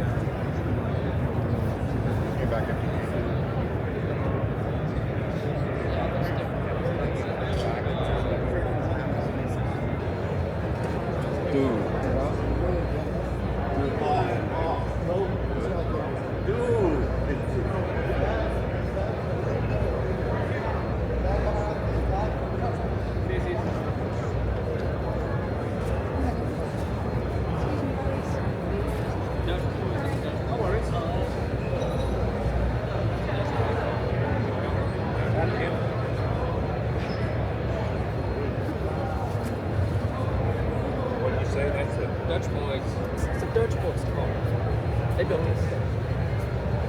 Right there? Yeah, they built it.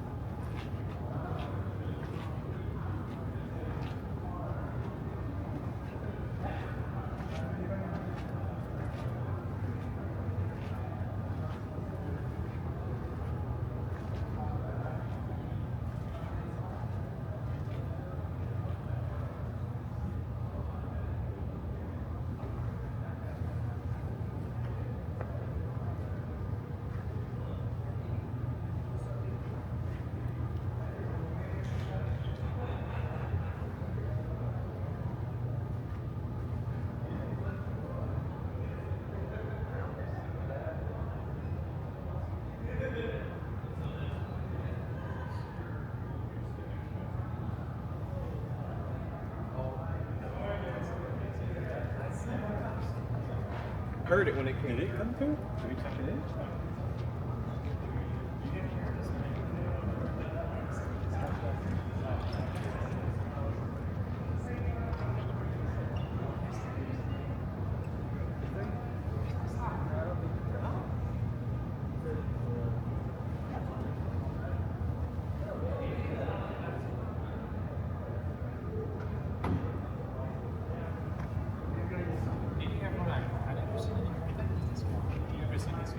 Not yet. I don't know if you want it.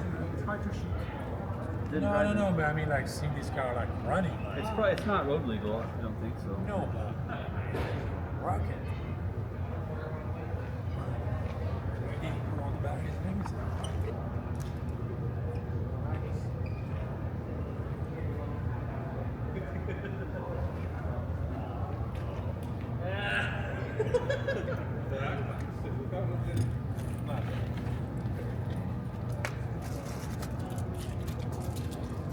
О, давай, там мені піддаємо.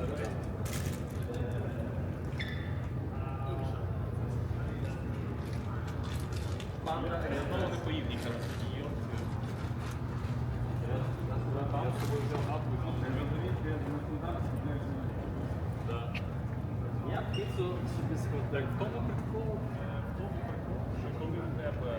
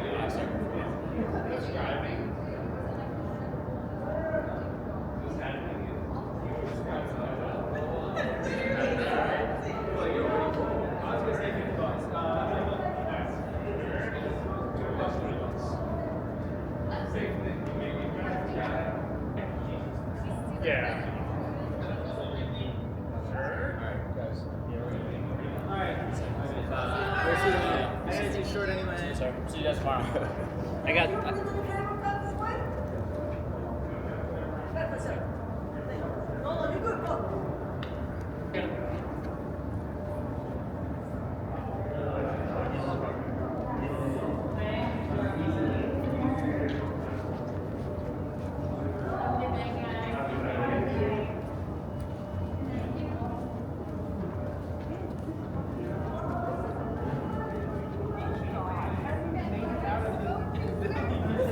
Put my black, whatever.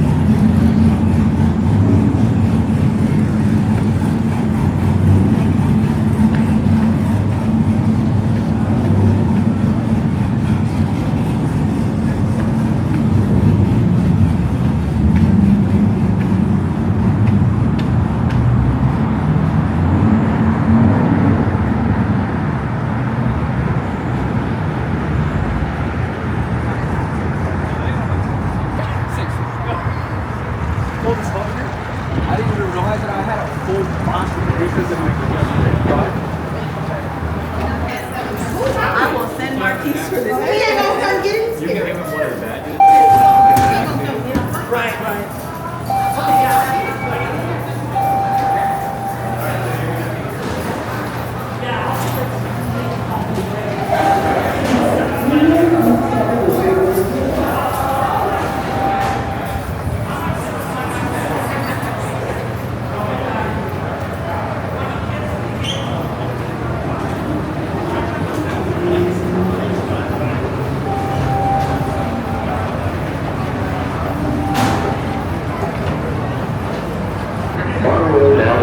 Southbound platform. Next stop is Harrisville Link Station.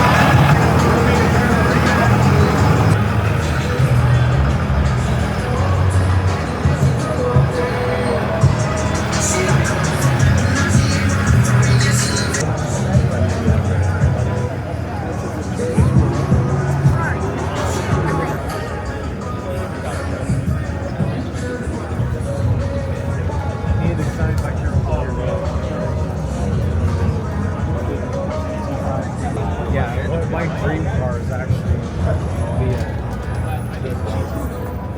Oh yeah.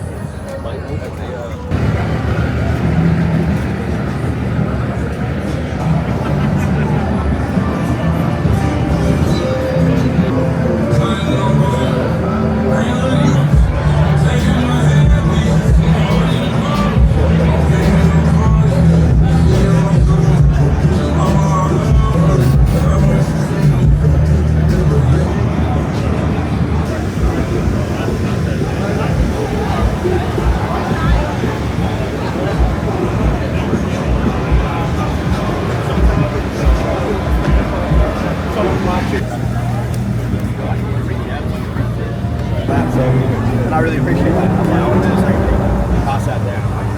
That's the coolest thing I've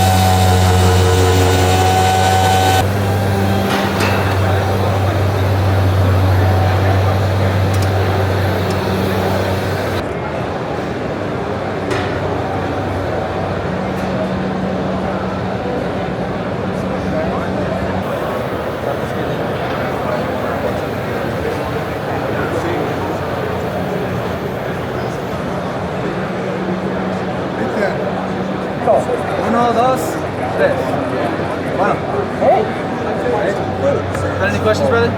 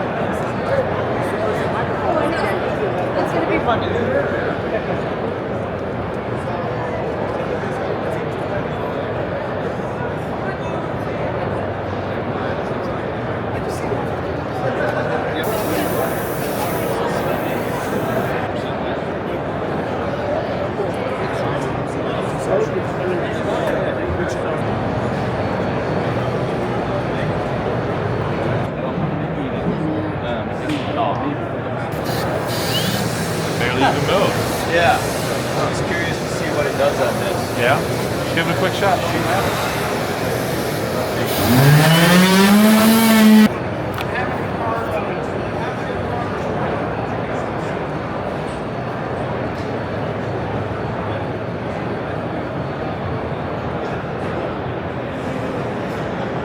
I like that it's got the adjustable bar, so I have to lift the thing up.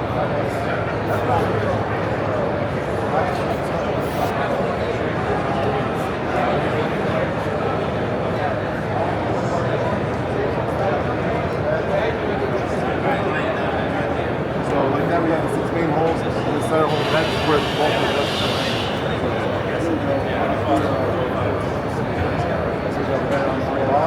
So it just takes a second for it to, I look at the front, it takes a second to gone, so.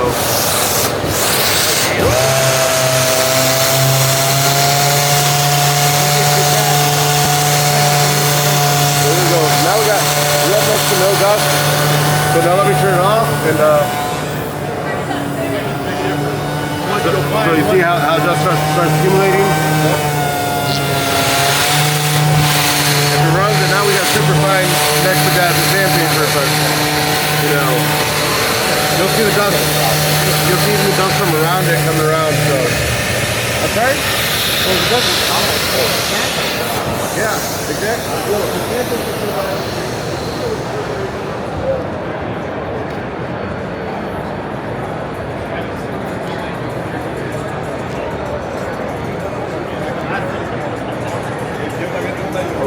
I know this is a lot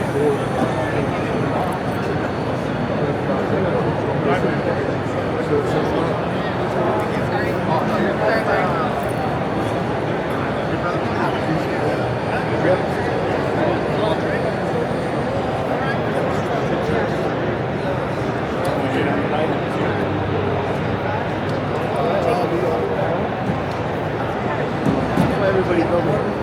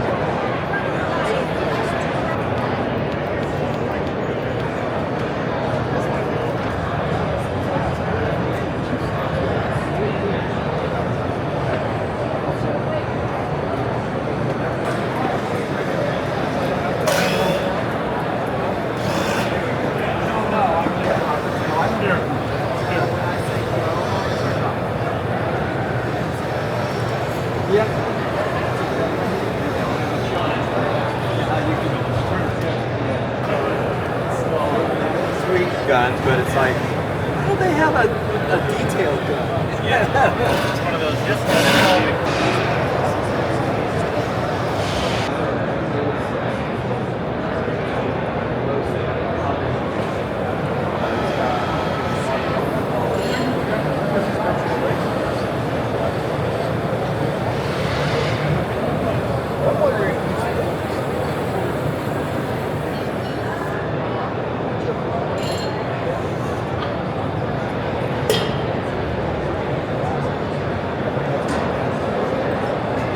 And less pinchy than most of the decks did. Because you always hold my hair. Yeah. So it's not really an issue. It just sounds scary. 20-volt battery, 3-ton, only 430 for this model.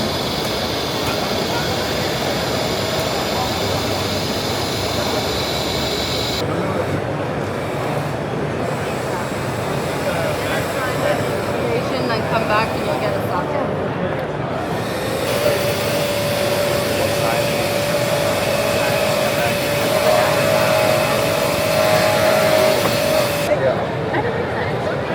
Yeah, and this one's 420. Oh wow, big difference. 420, 1500, right? Yep. Can I just? Thank you. Yeah, go ahead. Thank you. You're welcome.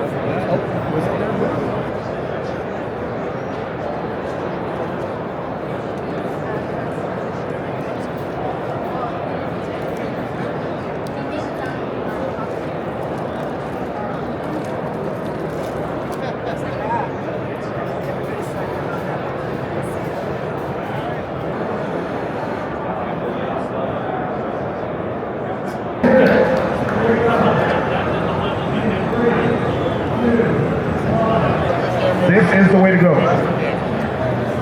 Simple, super simple, right? If you want to get your hands on an Augie, see one of our reps in the booth to set up an Augie demo and see how you can take ADAS calibration mobile or in-house for your shop. This is why it's so cutting edge, because it goes directly on the windshield itself. So it takes out all variables of being uneven ground, it being on inclines, declines, gravel, all of that. It takes that all out.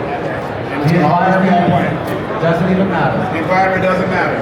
Because it's all done digitally through the Augie. You want to reduce cycle time. Again, turn your business into a profit center. This is the way to go. 100% of shops should have an Augie in their building. 100% of shops should have an Augie in their building.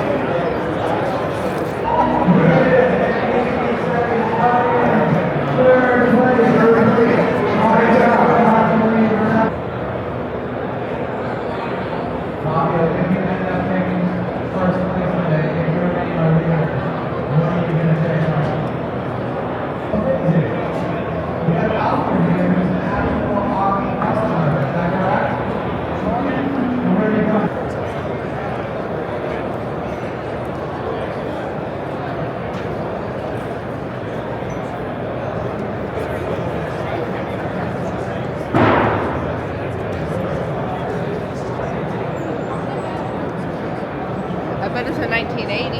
It's a 944.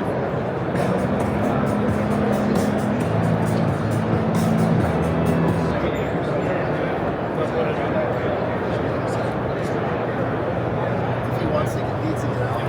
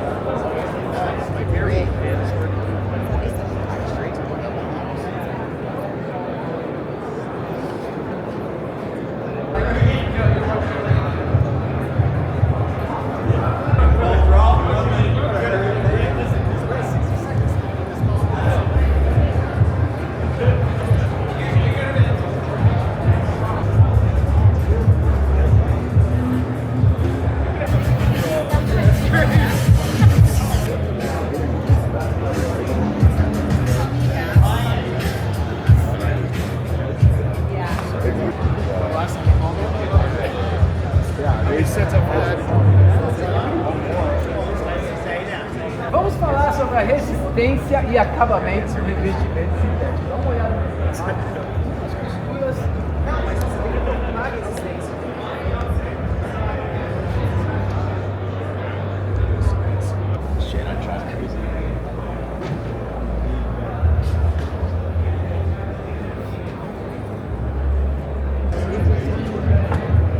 The way he goes in. Yeah.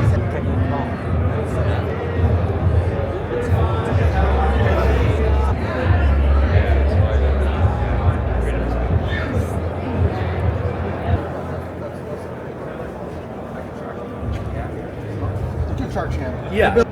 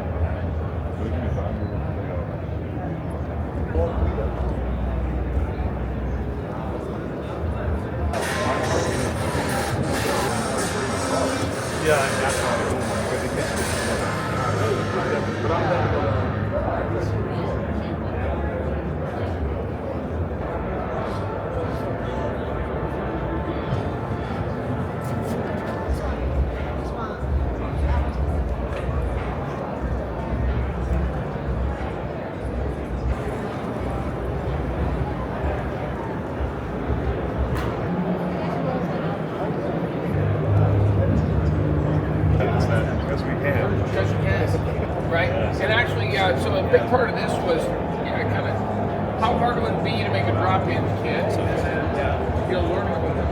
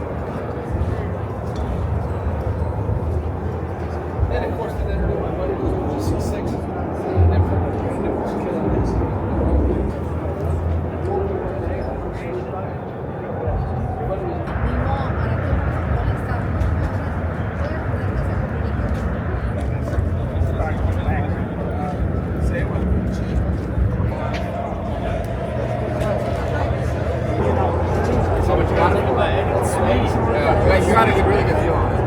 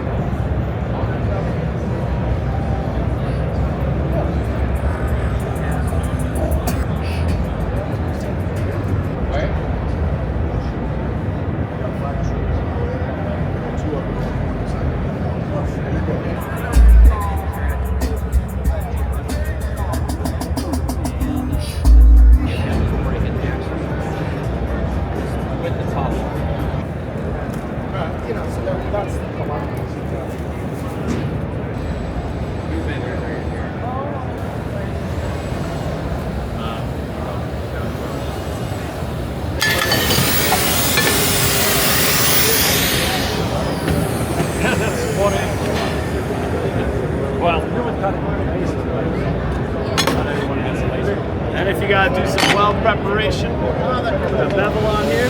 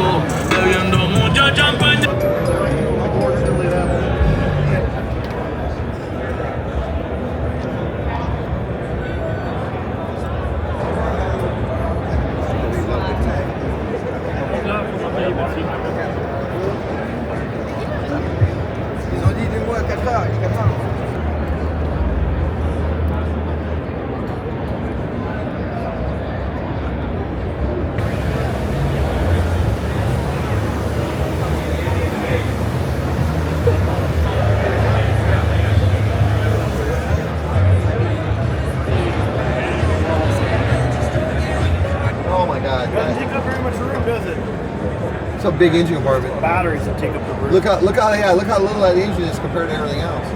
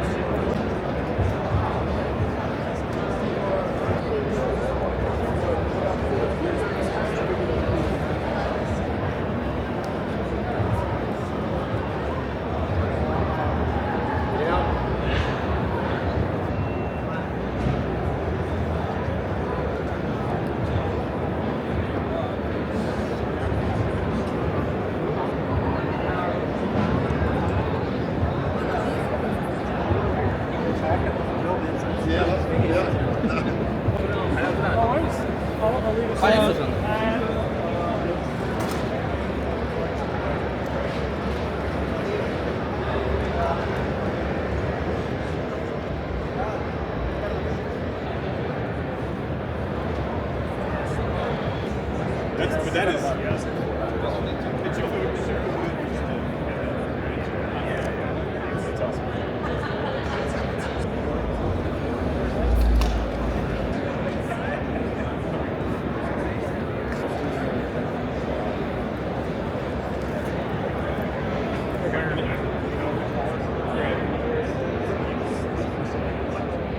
Well, it does. Yeah. When we got.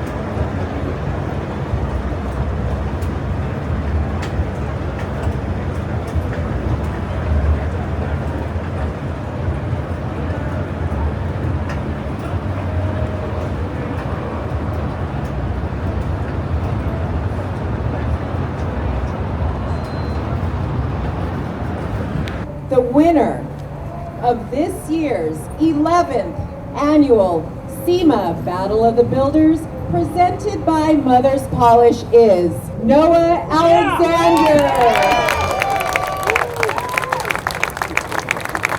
And his amazing Charger.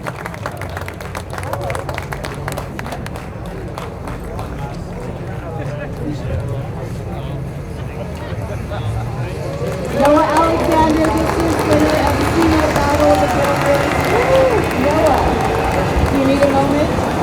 Just a moment. Okay, so how are you feeling? The best part, you know, for us is the people. We met so many incredible people.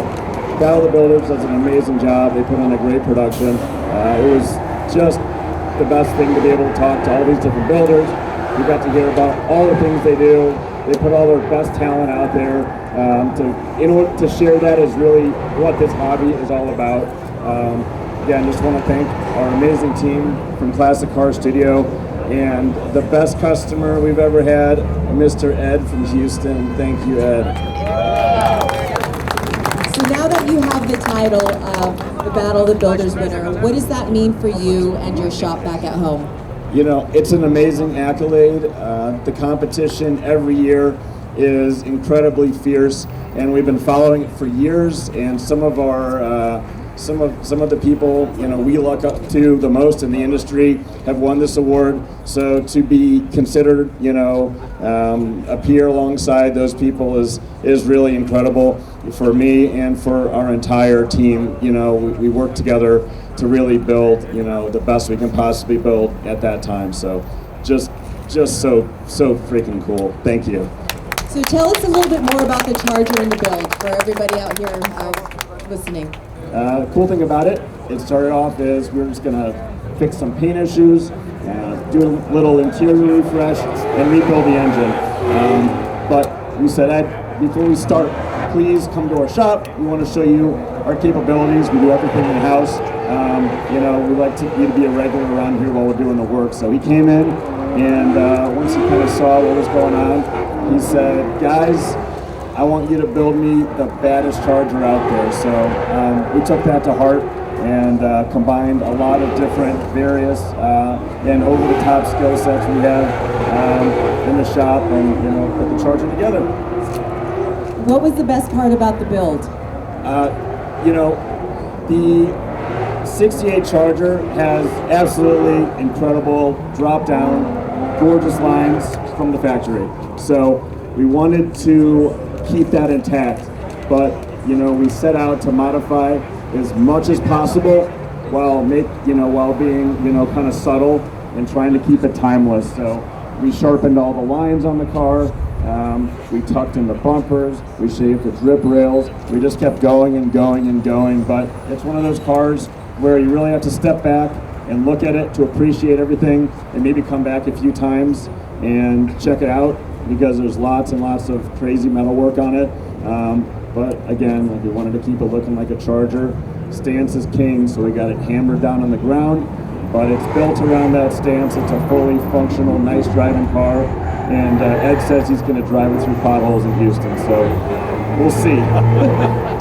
Famous last words. I'm not sure about that, but it's funny how you say that. Originally, you were only supposed to do a couple of things, and you end up rebuilding an entire ride. This is a hobby where excitement is the guiding force and the cause of bad financial decisions. But in the end, I think that brings us a ton of joy, both our shop and our customers. So it's cool to see somebody, you know, really get into it and embrace the hobby and all the talents that we can bring forth and put it all out there. So thank you.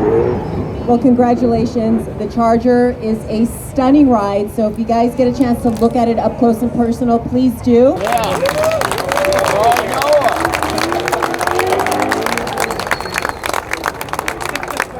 Noah mentioned something about the owner wants to drive it over potholes in Houston. I don't think so. I don't think that's a good idea, because underneath this ride is perfection.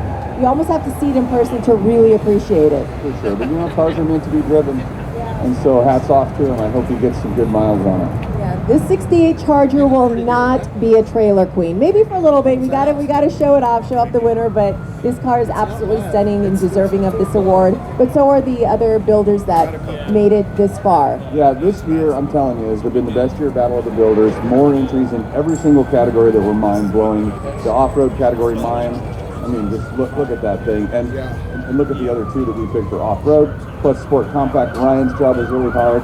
And so that really shows how much this contest is gaining traction and just becoming one of the premier car contests in the world. But it's cool to have a Datsun. No, I'm almost speechless because it's almost like you need a good hour to really appreciate all the detail that has gone into this ride underneath. For sure, and more. And more. Now it's coming down.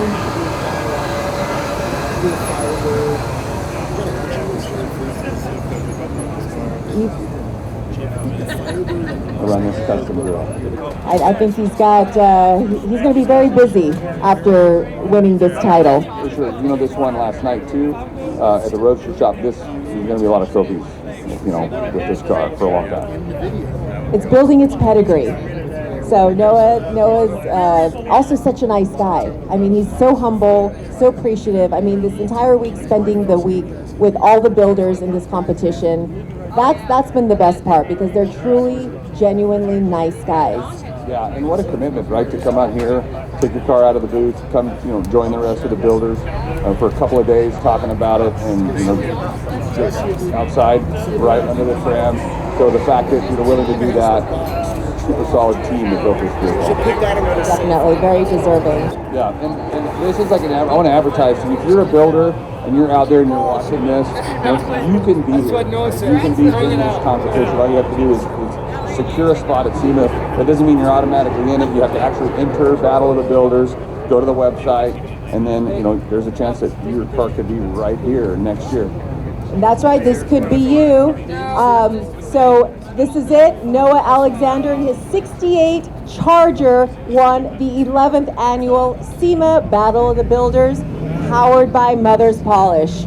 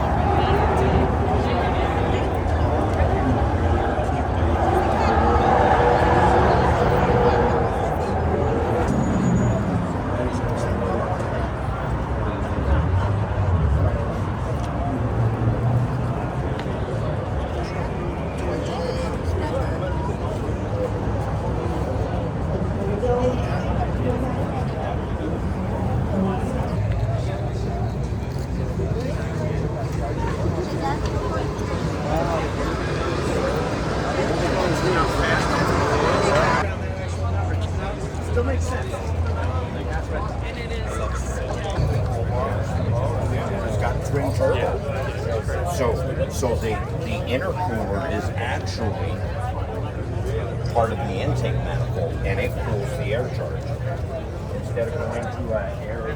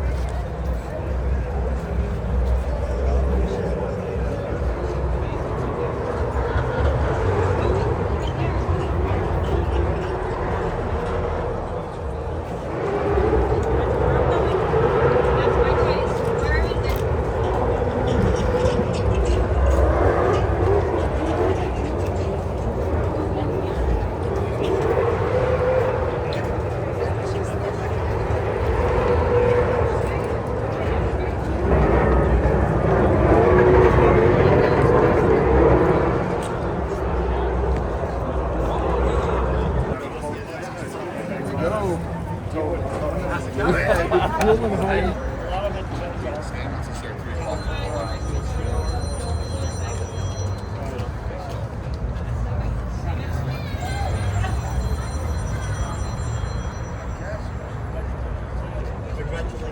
you.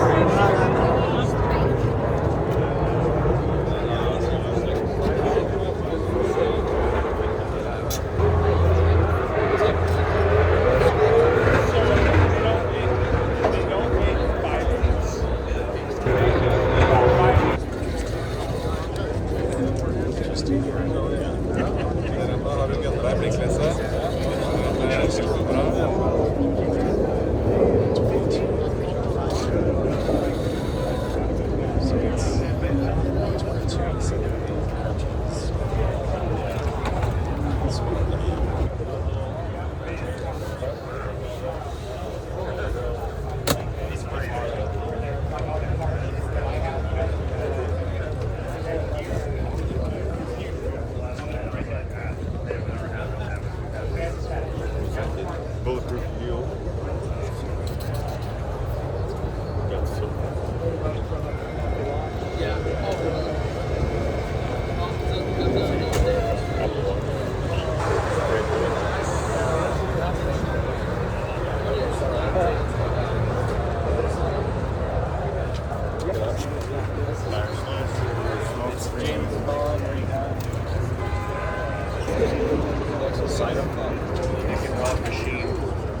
Piece, and then we made the components, the outer beads, and then welded on like an actual cap.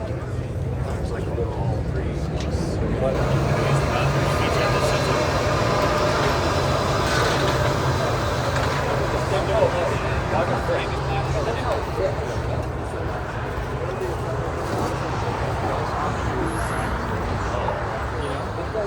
A little piece of the fender and the Frenched in bump stop.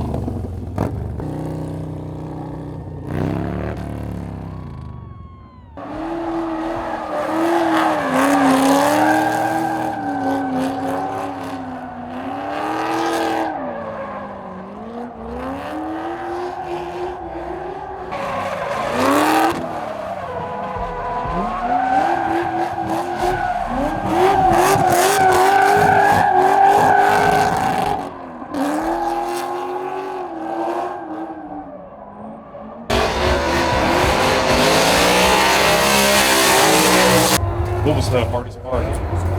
Getting it done at Treadpass. Was there anything in particular? So we ran into a couple problems. Like I ordered a new set of 13 7s, and the new ones didn't clear my calipers. So I'd run a 1/4 spacer in the front to get them out to clear those calipers. Flex plate was wrong from Sunday. Dry shaft was too short. My dry shaft's actually at the dry shaft shop right now, getting extended. So they're supposed to deliver it back to me at 3, so I get it in the car and drive it out of here. Wait, so it's not in it right now? No, I 3-wheeled it when I parked, and dry shaft slid out, messed up. So it's at the dry shaft shop right now. They're finishing it up. I'm gonna run and grab it, put it in, and drive it. Cool. But no burnouts or anything? No, not in this. The 58. Think you'll ever do burnouts in it? It came out way too nice. Is that going to be the only car you've had that you're not going to do burnouts? Yes, 100%. Is that a good thing or a bad thing? It's a bad thing.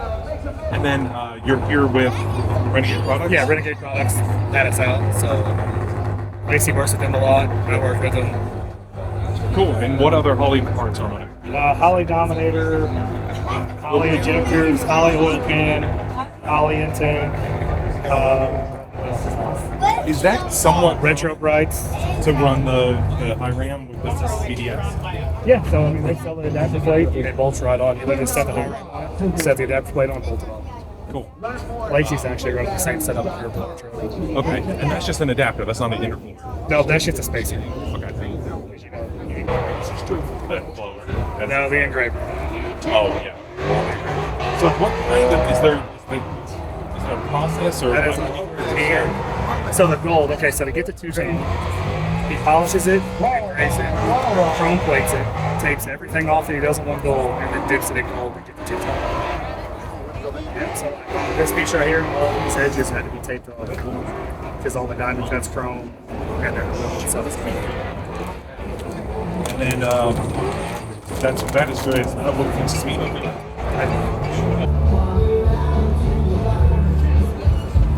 Well, this has got it.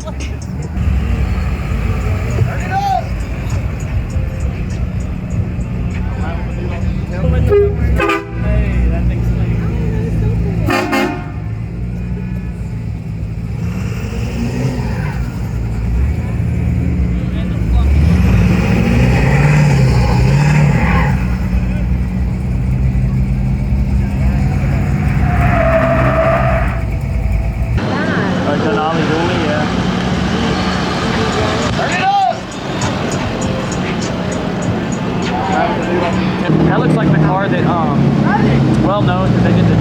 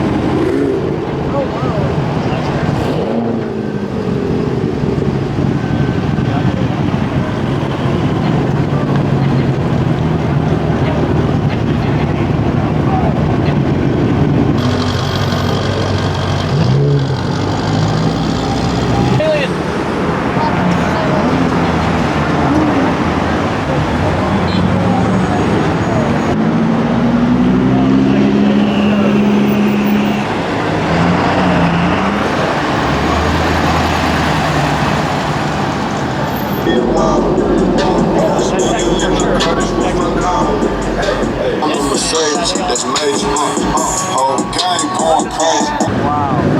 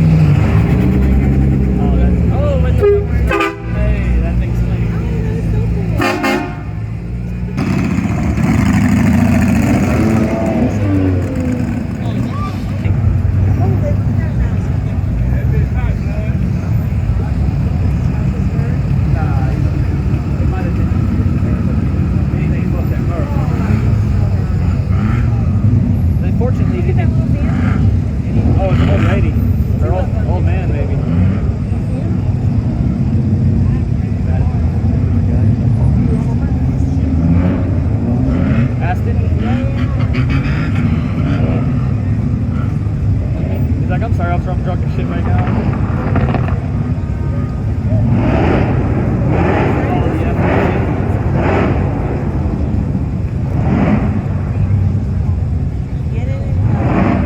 Yeah, just fuck off. Don't just get the fuck out of here. That's so cool. Are you on YouTube, man, or something? Yeah.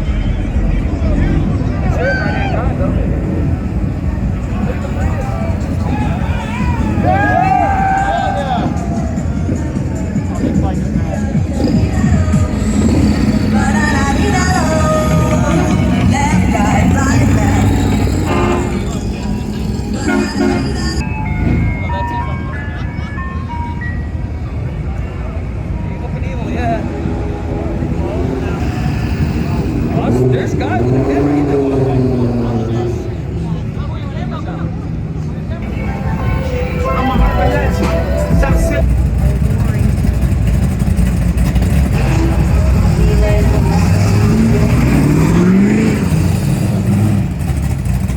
I'm a